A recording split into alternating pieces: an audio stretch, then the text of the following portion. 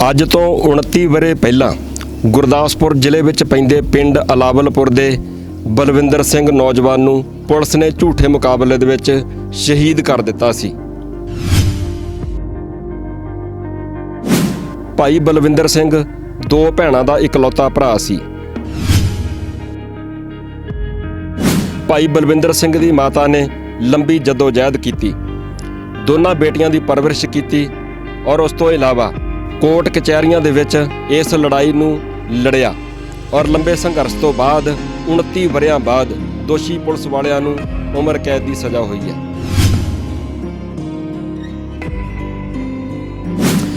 ਇੱਥੇ ਮੇਰੇ ਨਾਲ ਭਾਈ ਨਾਰਾਇਣ ਸਿੰਘ ਜੀ ਚੌੜਾ ਉਹ ਵੀ ਆਏ ਹੋਏ ਨੇ। ਉਹ ਵੀ ਤੁਹਾਨੂੰ ਦੱਸਣਗੇ ਕਿ ਕਿੰਨੀ ਲੰਬੀ ਜਦੋਜਹਿਦ ਕੀਤੀ ਇਸ ਪਰਿਵਾਰ ਨੇ, ਕਿਉਂਕਿ ਮਾਤਾ ਜੀ ਨੂੰ ਅਕਸਰ ਆ ਕੇ ਮਿਲਦੇ ਹੁੰਦੇ ਸੀਗੇ ਭਾਈ ਨਾਰਾਇਣ ਸਿੰਘ ਚੌੜਾ ਜੀ।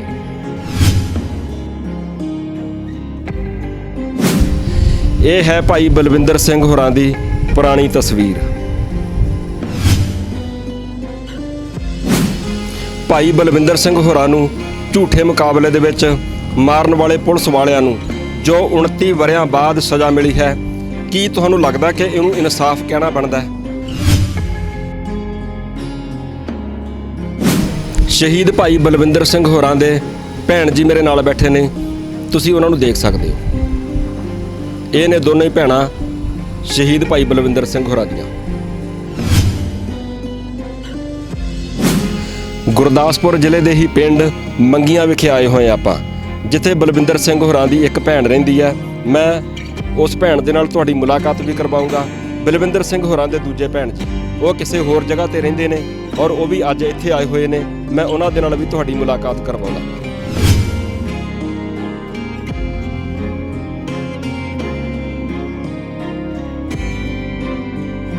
ਕੋਈ ਮੇਰੀ ਨੇ ਕਹਿਣਾ ਕਿ ਨਹੀਂ, ਮਤਲਬ ਅਸੀਂ ਡਰਦੇ ਹਾਂ, ਅਸੀਂ ਲੋਕ ਇਹਨਾਂ ਤੋਂ ਡਰਦੇ ਹਾਂ ਤੇ ਸਾਨੂੰ ਡਰਾਉਂਦੇ ਆ।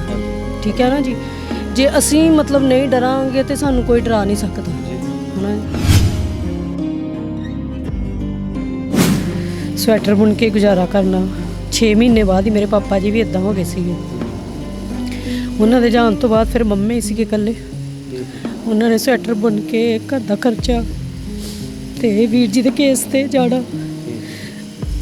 ਬਹੁਤ ਕੁਝ ਚੱਲਿਆ। ਹਾਂਜੀ।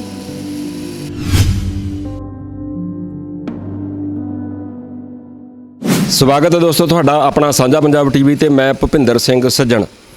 ਦੋਸਤੋ, ਜਿਵੇਂ ਆਪਾਂ ਅਕਸਰ ਗੱਲ ਕਰਦੇ ਹੁੰਦੇ ਆ ਕਿ ਖਾੜਕੂਵਾਦ ਦਾ ਉਹ ਦੌਰ, ਜਿਹਨੂੰ ਬਹੁਤ ਸਾਰੇ ਲੋਕ ਕਹਿੰਦੇ ਨੇ ਕਿ ਉਹ ਕਾਲਾ ਦੌਰ ਸੀ, ਪਰ ਸਿੱਖ ਸਮਝਦੇ ਨੇ ਜਾਂ ਜਾਗਰੂਕ ਸਿੱਖ ਸਮਝਦੇ ਨੇ ਕਿ ਨਹੀਂ, ਉਹ ਕਾਲਾ ਦੌਰ ਨਹੀਂ ਸੀ, ਉਹ ਇੱਕ ਵਧੀਆ ਦੌਰ ਸੀ।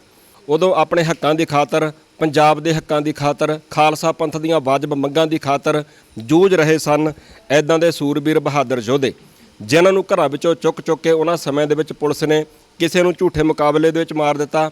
ਔਰ ਉਹਨਾਂ ਵਿੱਚੋਂ ਕਈ ਨੌਜਵਾਨ ਇੱਦਾਂ ਦੇ ਹੈਗੇ ਨੇ ਜਿਹੜੇ ਕਿ ਅੱਜ ਵੀ ਭਾਰਤ ਦੀਆਂ ਵੱਖ-ਵੱਖ ਜੇਲ੍ਹਾਂ ਦੇ ਵਿੱਚ ਆਪਣੀ ਜ਼ਿੰਦਗੀ ਬਸਰ ਕਰ ਰਹੇ ਨੇ। ਕਿਸੇ ਨੂੰ ਟਿਲ ਡੈਥ, ਵੀ ਜਿੰਨਾ ਚਿਰ ਉਹਨਾਂ ਦੀ ਮੌਤ ਨਹੀਂ ਹੁੰਦੀ ਉਹਨਾਂ ਨੇ ਅੰਦਰ ਰਹਿਣਾ। ਕਈਆਂ ਦੀ ਸਜ਼ਾ ਪੂਰੀ ਹੋ ਚੁੱਕੀ ਹੈ, ਪਰ ਬਾਵਜੂਦ ਇਹਦੇ ਉਹਨਾਂ ਨੂੰ ਰਿਹਾ ਨਹੀਂ ਕੀਤਾ ਜਾਂਦਾ। ਅੱਜ ਇਹਨਾਂ ਦੀ ਮੈਂ ਤੁਹਾਨੂੰ ਫੋਟੋ ਵਿਖਾ ਰਿਹਾ ਹੈਗਾ। ਇਹ ਭਾਈ ਬਲਵਿੰਦਰ ਸਿੰਘ ਹੈਗੇ ਨੇ, ਜਿਨ੍ਹਾਂ ਨੂੰ ਸ਼ਹੀਦ ਕਰ ਦਿੱਤਾ ਗਿਆ ਅੱਜ ਤੋਂ 29 ਵਰ੍ਹੇ ਪਹਿਲਾਂ। 29 ਵਰ੍ਹੇ ਪਹਿਲਾਂ ਸ਼ਹੀਦ ਹੋਏ ਭਾਈ ਬਲਵਿੰਦਰ ਸਿੰਘ। ਇਹਨਾਂ ਦੀਆਂ ਦੋਨੋਂ ਹੀ ਭੈਣਾਂ ਤੁਸੀਂ ਦੇਖ ਸਕਦੇ ਹੋ, ਉਦੋਂ ਛੋਟੀ ਉਮਰ ਸੀ ਇਹਨਾਂ ਦੀ। ਔਰ ਇਹ ਜਿਹੜਾ ਪਰਿਵਾਰ ਹੈਗਾ, ਇਹ ਭੈਣਾਂ ਛੋਟੀ ਉਮਰ ਸੀ ਉਦੋਂ ਇਹਨਾਂ ਦੀ। ਇੱਕ ਭੈਣ ਮੇਰਾ ਖਿਆਲ 6ਵੀਂ ਜਮਾਤ 'ਚ ਪੜ੍ਹਦੇ ਸੀ ਤੇ ਦੂਜੇ ਉਹਨਾਂ ਤੋਂ ਵੀ ਛੋਟੇ ਸੀਗੇ। ਦਿੱਲੀ ਵਿਖੇ ਰਹਿੰਦੇ ਸੀਗੇ ਇਹ। 1984 ਨਵੰਬਰ 1984 ਜਿਹੜੀ ਸਿੱਖ ਕੌਮ ਨੇ ਆਪਣੇ ਪਿੰਡੇ ਦੇ ਉੱਪਰ ਹੰਢਾਈ ਹੈ। ਨਵੰਬਰ 84 ਦਾ ਦਰਦ ਵੀ ਉੱਥੇ ਇਹਨਾਂ ਨੇ ਆਪਣੇ ਪਿੰਡਿਆਂ ਦੇ ਉੱਪਰ ਝੱਲਿਆ, ਪਰਿਵਾਰ ਨੇ ਸਾਰਾ ਕੁਝ ਝੱਲਿਆ। 84 ਤੋਂ ਬਾਅਦ ਦਿੱਲੀ ਛੱਡ ਕੇ ਫਿਰ ਇੱਥੇ ਆ ਗਏ ਸੀਗੇ। ਔਰ ਜਿਹੜਾ ਉਹ ਦਰਦ ਸੀ, ਜਿਹੜੀ ਉਹ ਪੀੜਾ ਸੀ, ਉਹਨੇ ਇੱਥੇ ਆ ਕੇ ਵੀ ਇਹਨਾਂ ਦਾ ਪਿੱਛਾ ਨਹੀਂ ਛੱਡਿਆ। ਇੱਥੋਂ ਦਾ ਨਿਜ਼ਾਮ ਕਹਿਣ ਲੱਗ ਪਿਆ ਕਿ ਇਹ ਨੌਜਵਾਨ ਕੁਰਾਹੇ ਪੈ ਗਿਆ ਹੈ, ਇਹ ਅੱਤਵਾਦ ਦੇ ਰਾਹ ਪੈ ਗਿਆ ਹੈ। ਸੋ ਉਹਨਾਂ ਦੇ ਮੁਤਾਬਕ ਇਹ ਅੱਤਵਾਦੀ ਹੈ ਭਾਈ ਬਲਵਿੰਦਰ ਸਿੰਘ, ਪਰ ਸਿੱਖ ਕੌਮ ਦੇ ਵਾਸਤੇ ਇਹ ਕੌਮ ਦਾ ਸੂਰਬੀਰ ਬਹਾਦਰ ਯੋਧਾ ਹੈ। ਮੇਰੇ ਨਾਲ ਭਾਈ ਨਾਰਾਇਣ ਸਿੰਘ ਚੌੜਾ ਜੀ ਹੈਗੇ ਨੇ। ਇੱਦਾਂ ਦੇ ਬਹੁਤ ਸਾਰੇ ਹੋਰ ਸੂਰਬੀਰ ਬਹਾਦਰ ਯੋਧੇ ਨੌਜਵਾਨ, ਜਿਨ੍ਹਾਂ ਨੂੰ ਉਹਨਾਂ ਸਮੇਂ ਦੇ ਵਿੱਚ ਝੂਠੇ ਮੁਕਾਬਲਿਆਂ 'ਚ ਸ਼ਹੀਦ ਕੀਤਾ ਗਿਆ ਸੀਗਾ। ਉਹਨਾਂ ਵਿੱਚੋਂ ਕੁਝ ਇੱਦਾਂ ਦੇ ਹੈਗੇ ਨੇ ਦੋਸ਼ੀ ਅਫਸਰ, ਪੁਲਿਸ ਵਾਲੇ, ਜਿਨ੍ਹਾਂ ਨੂੰ ਸਜ਼ਾਵਾਂ ਹੋਈਆਂ ਨੇ। ਪਿੱਛੇ ਜਿਹੇ ਇੱਕ ਪਰਿਵਾਰ ਇੱਦਾਂ ਹੀ ਸੀਗਾ, ਮੈਂ ਉਹਨਾਂ ਦੇ ਘਰੇ ਗਿਆ ਸੀਗਾ, ਤੁਹਾਡੀ ਮੁਲਾਕਾਤ ਕਰਾਈ ਸੀ। ਉਹ ਭੈਣ ਜੀ ਦੇ ਨਾਲ ਉਹਨਾਂ ਦੇ ਘਰ ਵਾਲੇ ਨੂੰ ਚੁੱਕ ਕੇ ਸ਼ਹੀਦ ਕਰ ਦਿੱਤਾ ਗਿਆ ਸੀਗਾ 27 ਵਰ੍ਹਿਆਂ ਬਾਅਦ। ਸਾਬਕਾ ਆਈਜੀ ਤੇ ਇੱਕ ਹੋਰ ਪੁਲਿਸ ਵਾਲਾ, ਸਿਰਫ 3 ਸਾਲ ਦੀ ਸਜ਼ਾ, ਮੌਕੇ ਤੇ ਜ਼ਮਾਨਤ ਹੋ ਜਾਂਦੀ ਹੈ, ਉਹ ਘਰ ਆ ਜਾਂਦਾ ਹੈ। ਇਹ ਸਾਰਾ ਕੁਝ ਪਰਿਵਾਰ ਨੇ ਵੇਖਿਆ, ਪੂਰੀ ਕੌਮ ਨੇ ਵੇਖਿਆ। ਇੱਦਾਂ ਹੀ ਇਹ ਪਰਿਵਾਰ 29 ਵਰ੍ਹਿਆਂ ਬਾਅਦ ਉਮਰ ਕੈਦ ਦੀ ਸਜ਼ਾ ਪੁਲਿਸ ਵਾਲਿਆਂ ਨੂੰ ਮਿਲੀ ਹੈ। ਕੀ ਇਹਨੂੰ ਇਨਸਾਫ ਕਿਹਾ ਜਾ ਸਕਦਾ ਹੈ? ਤੁਸੀਂ ਵੀ ਕਮੈਂਟ ਕਰਕੇ ਆਪਣੀ ਰਾਏ ਜ਼ਰੂਰ ਦਿਓ। ਪਰਿਵਾਰ ਨੂੰ ਕਿੰਨੀ ਜ਼ਿਆਦਾ ਜਦੋਜਹਿਦ ਕਰਨੀ ਪਈ ਹੋਊਗੀ, ਲਾਲਚ ਦਿੱਤੇ ਗਏ, ਡਰਾਵੇ ਦਿੱਤੇ ਗਏ। ਤੁਸੀਂ ਸੋਚ ਕੇ ਵੇਖੋ ਉਸ ਸਮੇਂ ਪੁਲਿਸ ਦਾ ਖੌਫ ਕਿੰਨਾ ਜ਼ਿਆਦਾ ਸੀਗਾ ਕਿ FIR ਦਰਜ ਕਰਵਾਉਣੀ ਵੀ ਬਹੁਤ ਹੀ ਜ਼ਿਆਦਾ ਮੁਸ਼ਕਲ ਹੁੰਦੀ ਸੀ। ਭੈਣਾਂ ਮੇਰੇ ਨਾਲ ਬੈਠੀਆਂ ਨੇ, ਬਲਵਿੰਦਰ ਸਿੰਘ ਹੋਰਾਂ ਦੀਆਂ, ਆਪਾਂ ਥੋੜ੍ਹੀ ਗੱਲਬਾਤ ਉਹਨਾਂ ਦੇ ਨਾਲ ਵੀ ਕਰ ਲੈਂਦੇ ਹਾਂ। ਭੈਣ ਜੀ, ਮੈਂ ਨਾ ਕਈ ਵਾਰ ਇੱਦਾਂ ਸੁਣਦਾ ਹੈਗਾ, ਇੱਕ ਸਾਡੇ ਪੰਜਾਬ 'ਚ ਕਹਾਵਤ ਬਣੀ ਹੋਈ ਆ ਕਿ ਪੇਕਿਆਂ ਦੇ ਨਾਲ ਹੀ ਮਾਪੇ ਹੁੰਦੇ ਆ, ਹੈ ਨਾ। ਮਾਂ ਵੀ ਨਹੀਂ ਰਹੀ, ਜੇ ਮਾਂ ਨਾ ਰਹੇ ਤਾਂ ਫਿਰ ਆਪਾਂ ਕਹਿ ਦਿੰਦੇ ਹਾਂ ਕਿ ਭਰਾ ਹੈਗੇ ਆ ਤੇ ਗਾਂ ਭਰਜਾਈਆਂ। ਭਰਾ ਛੋਟੀ ਉਮਰੇ ਹੀ ਜਹਾਨੋਂ ਰੁਖਸਤ ਹੋ ਗਿਆ, ਹੈ ਨਾ ਜੀ। ਕੀ ਚੱਲਦਾ ਅੰਦਰ ਜੀ? ਕੁਛ ਨਾ ਕੁਛ ਜ਼ਰੂਰ ਮਾਤਾ ਜੀ ਨੇ ਤੁਸੀਂ ਦੇਖਿਆ ਹੋਣਾ ਆਪਣੇ ਅੱਖੀਂ, ਹੈ ਨਾ ਜੀ, ਮਾਤਾ ਜੀ ਨੇ ਕਿੰਨੀਆਂ ਕੁ ਤੰਗੀਆਂ ਝੱਲੀਆਂ। ਹਾਂਜੀ, ਬਹੁਤ ਤੰਗੀਆਂ ਝੱਲੀਆਂ। ਮਤਲਬ ਦੱਸਿਆ ਹੀ ਹੈ ਵੀਰ ਜੀ ਉਹਨਾਂ ਨੇ, ਅੱਗੇ ਸਵੈਟਰ ਬੁਣਦੇ ਸੀਗੇ ਜੀ, ਮਤਲਬ ਸਵੈਟਰ ਬੁਣ ਕੇ ਗੁਜ਼ਾਰਾ ਕਰਨਾ। 6 ਮਹੀਨੇ ਬਾਅਦ ਹੀ ਮੇਰੇ ਪਾਪਾ ਜੀ ਵੀ ਇੱਦਾਂ ਹੋ ਗਏ ਸੀਗੇ। ਉਹਨਾਂ ਦੇ ਜਾਣ ਤੋਂ ਬਾਅਦ ਫਿਰ ਮੰਮੀ ਸੀਗੇ ਇਕੱਲੇ। ਉਹਨਾਂ ਨੇ ਸਵੈਟਰ ਬੁਣ ਕੇ ਘਰ ਦਾ ਖਰਚਾ ਤੇ ਵੀਰ ਜੀ ਦੇ ਕੇਸ ਤੇ ਜਾਣਾ, ਬਹੁਤ ਕੁਝ ਚੱਲਿਆ। ਹਾਂਜੀ ਭੈਣ ਜੀ, ਤੁਸੀਂ ਦਿੱਲੀ ਰਹਿੰਦੇ ਸੀਗੇ ਪਹਿਲਾਂ, ਹੈ ਨਾ ਜੀ? ਹਾਂਜੀ, 84 ਚ ਅਸੀਂ ਦਿੱਲੀ ਸੀ। ਕਿੰਨੀ ਉਮਰ ਸੀ ਤੁਹਾਡੀ ਉਦੋਂ? ਮੈਂ 6ਵੀਂ ਚ ਪੜ੍ਹਦੀ ਸੀ ਉਦੋਂ। ਅੱਛਾ। ਦਿੱਲੀ ਕੀ ਹੋਇਆ ਸੀਗਾ ਉਦੋਂ ਫਿਰ ਜਿਹਦੇ ਕਰਕੇ ਤੁਸੀਂ ਇੱਥੇ ਆਏ? ਉਦੋਂ ਜਦੋਂ ਦਰਬਾਰ ਸਾਹਿਬ ਅਟੈਕ ਹੋਇਆ, ਉਸ ਤੋਂ ਬਾਅਦ 84 ਦੇ ਦੰਗੇ ਹੋਏ ਜਿਹੜੇ, ਉਹਨਾਂ ਵਿੱਚ ਅਸੀਂ ਉੱਥੇ ਹੀ। ਉੱਥੇ ਤੁਹਾਡੇ ਪਰਿਵਾਰ ਨੂੰ ਵੀ ਕੋਈ ਸਮੱਸਿਆ ਆਈ ਸੀ? ਹਾਂਜੀ, ਕੁਛ ਹੈਗੇ ਹੀ, ਮਤਲਬ ਮੇਰੇ ਪਾਪਾ ਜੀ ਦੇ ਨਾਨਕੇ ਹੀ, ਉਹਨਾਂ ਦੇ ਨੂੰ ਕੁਛ ਇਸ ਤਰ੍ਹਾਂ ਗੁਰੂ ਗ੍ਰੰਥ ਸਾਹਿਬ ਨੂੰ ਕਰਨ ਡੇ ਤੇ ਉਹਨਾਂ ਨੂੰ ਵੀ ਸਾੜ ਦਿੱਤਾ ਵਿੱਚ ਹੀ। ਤੇ ਇਸ ਤਰ੍ਹਾਂ ਹੀ ਕਰਕੇ ਫਿਰ ਅਸੀਂ ਮਤਲਬ ਉੱਥੇ ਹੀ, ਤੇ ਵੀਰ ਜੀ ਦੀਆਂ ਵੀ ਉਦੋਂ 2 ਗੁੱਤਾਂ ਕਰਕੇ ਅਸੀਂ ਇਸ ਤਰ੍ਹਾਂ ਨੂੰ ਮਤਲਬ ਵੀ ਰੱਖਿਆ। ਤੇ ਬਾਅਦ ਵਿੱਚ ਇਸ ਤਰ੍ਹਾਂ ਹੀ ਫਿਰ ਅਸੀਂ ਇੱਥੇ ਪੰਜਾਬ ਆ ਗਏ। ਇੱਥੇ ਆ ਕੇ ਅਸੀਂ ਲਾਵਲਪੁਰ ਰਹਿਣ ਲੱਗ ਗਏ, ਇੱਥੇ ਪੜ੍ਹਨ ਲੱਗ ਗਏ। ਤੇ ਵੀਰ ਜੀ ਮੇਰਾ ਇੱਥੇ ਨਾਨਕੇ ਮਾਮਾ ਜੀ ਹੁਣਾਂ ਨੇ ਆਪਣੇ ਕੋਲ ਲੈਣ ਦਾ ਇੱਥੇ ਪੜ੍ਹਨੇ ਪਾਤਾ ਉਹਨਾਂ, ਧਰਮਕੋਟ ਰੰਧਾਵਾ। ਹਾਂਜੀ, ਇੱਥੇ ਉਹਨੇ +2 ਕੀਤੀ। ਉਸ ਤੋਂ ਬਾਅਦ ਉਹ ਬਟਾਲੇ ਪੈ ਗਿਆ ਬੇਰਿੰਗ ਕਾਲਜ ਵਿੱਚ, ਤੇ ਉਹ ਫਿਰ ਉੱਥੋਂ ਲਾਲਪੁਰੇ ਹੀ ਜਾਂਦਾ ਹੁੰਦਾ ਸੀ। ਹਾਂਜੀ। ਕਿੰਨੀ ਉਮਰ ਸੀ ਬਲਵਿੰਦਰ ਸਿੰਘ ਦੀ ਜਦੋਂ ਇਹ ਸਾਰਾ ਕੁਝ ਵਾਪਰਿਆ? 22 ਸਾਲ। 22 ਸਾਲ? ਹਾਂਜੀ, ਕੇਵਲ 22 ਸਾਲ ਦੀ ਉਮਰ ਦੇ ਵਿੱਚ ਤੁਹਾਡਾ ਭਰਾ? ਹਾਂਜੀ, 22 ਸਾਲ ਦੀ ਉਮਰ ਸੀ ਉਦੋਂ, ਤੇ BA ਫਸਟ ਈਅਰ 'ਚ ਪੜ੍ਹਦਾ ਸੀ। ਤੁਹਾਨੂੰ ਸੀਗੀ ਉਮੀਦ ਕਿ ਸਜ਼ਾ ਮਿਲ ਜਾਊਗੀ? ਕਿਉਂਕਿ ਕਈ ਵਾਰ ਨਾ ਸਾਨੂੰ ਲੱਗਦਾ ਕਿ ਨਹੀਂ, ਕੁਝ ਨਹੀਂ ਹੋਣਾ ਹੈਗਾ। ਇੱਥੋਂ 5 ਘੰਟੇ ਦਾ ਸਫ਼ਰ ਤੈਅ ਕਰਕੇ ਮਾਤਾ ਜੀ ਨੇ ਉੱਥੇ ਜਾਣਾ, ਜੇਬ ਦੇ ਵਿੱਚ ਪੈਸੇ ਨਹੀਂ ਹੈਗੇ, ਔਰ ਵਕੀਲਾਂ ਦੀਆਂ ਫੀਸਾਂ ਨੇ, ਔਰ ਫਿਰ ਧਮਕੀਆਂ, ਡਰਾਵੇ, ਲਾਲਚ, ਸਾਰਾ ਕੁਝ ਹੁੰਦਾ ਰਿਹਾ। ਹਾਂਜੀ ਹਾਂਜੀ, ਪਹਿਲਾਂ ਤਾਂ ਲੱਗਦਾ ਸੀ ਕਿ ਨਹੀਂ ਕੋਈ ਇਨਸਾਫ ਹੋਣਾ। ਮੰਮੀ ਨੂੰ ਵੀ ਅਸੀਂ ਕਹਿਣਾ ਕਿ ਮੰਮੀ ਕਿਸੇ ਨੇ ਨਹੀਂ ਸਾਡੀ ਸੁਣਨੀ, ਵੀ ਟਾਈਮ ਬਹੁਤ ਜ਼ਿਆਦਾ ਹੋ ਗਿਆ ਸੀ। ਤੇ ਫਿਰ ਮੰਮੀ ਦੇ ਇਸ ਤਰ੍ਹਾਂ ਪੂਰੇ ਹੋਣ ਤੋਂ ਬਾਅਦ ਤੇ ਫਿਰ ਸਾਨੂੰ ਬਿਲਕੁਲ ਹੀ ਹੋ ਗਿਆ ਕਿ ਨਹੀਂ ਮਿਲਣਾ ਇਨਸਾਫ। ਪਰ ਉੱਦਾਂ ਚਲੋ ਉਹਨਾਂ ਨੇ ਕੇਸ ਵੀ ਵੀਰ ਜੀ ਗੱਲ ਕਹਿੰਦੇ ਹੁੰਦੇ ਸੀਗੇ ਨਾ ਕਿ ਮੰਮੀ ਮੇਰੀ ਨੇ ਕਹਿਣਾ ਕਿ ਨਹੀਂ, ਮਤਲਬ ਅਸੀਂ ਮਤਲਬ ਡਰਦੇ ਹਾਂ, ਅਸੀਂ ਲੋਕ ਇਹਨਾਂ ਤੋਂ ਡਰਦੇ ਹਾਂ ਤੇ ਸਾਨੂੰ ਡਰਾਉਂਦੇ ਆ। ਠੀਕ ਹੈ ਨਾ ਜੀ। ਜੇ ਅਸੀਂ ਮਤਲਬ ਨਹੀਂ ਡਰਾਂਗੇ ਤੇ ਸਾਨੂੰ ਕੋਈ ਡਰਾ ਨਹੀਂ ਸਕਦਾ, ਹੈ ਨਾ ਜੀ। ਇਸ ਕਰਕੇ ਅਸੀਂ ਲੜਨਾ ਹੈ ਔਰ ਅਸੀਂ ਇਨਸਾਫ ਲੈਣਾ ਵਾ। ਤੇ ਮੰਮੀ ਮੇਰੀ ਨੂੰ ਪੂਰਾ ਵਿਸ਼ਵਾਸ ਸੀਗਾ ਕਿ ਸਾਨੂੰ ਇਨਸਾਫ ਜ਼ਰੂਰ ਮਿਲੇਗਾ, ਕਿਉਂਕਿ ਨਿਰਦੋਸ਼ ਜੋ ਸੱਚਾਈ ਹੈ, ਸੱਚਾਈ ਹਮੇਸ਼ਾ ਮਤਲਬ ਸੱਚਾਈ ਦੀ ਹੀ ਜਿੱਤ ਹੁੰਦੀ ਹੈ। ਚਾਹੇ ਮਤਲਬ ਜਿੰਨਾ ਮਰਜ਼ੀ ਪਾਪ ਬਲਵਾਨ ਹੋਏ, ਜੋ ਮਰਜ਼ੀ ਹੋਏ, ਇੱਕ ਦਿਨ ਸੱਚਾਈ ਸਾਹਮਣੇ ਹੀ ਆ ਕੇ ਰਹਿੰਦੀ ਹੈ। ਇਸ ਚੀਜ਼ ਤੇ ਮਤਲਬ ਬਹੁਤ ਤੇ ਮਾਨਯੋਗ ਅਦਾਲਤ ਨੇ ਇਸ ਚੀਜ਼ ਨੂੰ ਮਤਲਬ ਵਾਕਿਆ ਹੀ ਉਹਨਾਂ ਨੇ ਸੱਚ ਕਰਕੇ ਦਿਖਾਇਆ ਕਿ ਸੱਚਾਈ ਹੁੰਦੀ ਆ। ਔਰ ਉਹਨਾਂ ਨੇ ਬਹੁਤ ਵਧੀਆ ਮਤਲਬ ਚਲੋ ਮਤਲਬ ਕੀਤਾ, ਸਾਡੇ ਮਤਲਬ ਇਹ ਦਿੱਤਾ ਸਾਨੂੰ ਫੈਸਲਾ ਬਹੁਤ ਵਧੀਆ ਉਹਨਾਂ ਦਿੱਤਾ ਕਿ ਉਮਰ ਕੈਦ ਉਹਨਾਂ ਨੂੰ ਕੀਤੀ ਹੈ। ਔਰ ਜਦੋਂ ਪਰਿਵਾਰਾਂ ਦੇ ਵਿੱਚ ਇਦਾਂ ਦੀਆਂ ਘਟਨਾਵਾਂ ਵਾਪਰਦੀਆਂ ਨੇ ਔਰ ਉਸ ਵੇਲੇ ਜਿੱਦਾਂ ਦਹਿਸ਼ਤ ਦਾ ਇੱਕ ਮਾਹੌਲ ਸੀਗਾ, ਤੇ ਉਸ ਵੇਲੇ ਕਈ ਵਾਰ ਇਹ ਹੁੰਦਾ ਹੈਗਾ ਕਿ ਆਂਢੀ ਗੁਆਂਢੀ, ਪਿੰਡ ਵਾਲੇ ਜਾਂ ਰਿਸ਼ਤੇਦਾਰ ਕਈ ਵਾਰ ਉਹ ਵੀ ਸਾਥ ਛੱਡ ਜਾਂਦੇ ਆ। ਰਿਸ਼ਤੇਦਾਰ ਤੁਹਾਡੇ ਨਾਲ ਕਿਦਾਂ ਦਾ ਬਿਹੇਵ ਕਰਦੇ ਰਹੇ ਉਹਨਾਂ ਸਮਿਆਂ 'ਚ? ਰਿਸ਼ਤੇਦਾਰਾਂ ਤੇ ਦੇਖੋ ਜੀ ਸਾਰੇ ਹੀ ਸਾਥ ਛੱਡ ਗਏ ਸੀਗੇ ਉਦੋਂ, ਹੈ ਨਾ ਜੀ। ਤੁਹਾਨੂੰ ਆਪੇ ਮਤਲਬ ਇਹ ਚੀਜ਼ ਹੈ ਕਿ ਜਦੋਂ ਬੰਦੇ ਤੇ ਗਰੀਬੀ ਆਉਂਦੀ ਹੈ ਤੇ ਕੁਝ ਦਿਸਦਾ ਨਹੀਂ ਆ। ਮੇਰੇ ਬ੍ਰਦਰ ਦੀ ਡੈਥ ਹੋਈ, ਪਾਪਾ ਦੀ ਡੈਥ ਹੋ ਗਈ, ਉਸ ਤੋਂ ਬਾਅਦ ਮੰਮੀ ਇਕੱਲੇ ਰਹਿ ਗਏ। ਮੁੜ ਕੇ ਕਿਸੇ ਨੇ ਸਾਡੀ ਸਾਰ ਨਹੀਂ ਲਈ, ਕਿਸੇ ਨੇ ਨਹੀਂ ਪੁੱਛਿਆ ਸਾਨੂੰ ਕਿ ਤੁਸੀਂ ਕਿਸ ਹਾਲਾਤਾਂ 'ਚ ਹੋ, ਕਿਸ 'ਚ ਨਹੀਂ ਹੋ।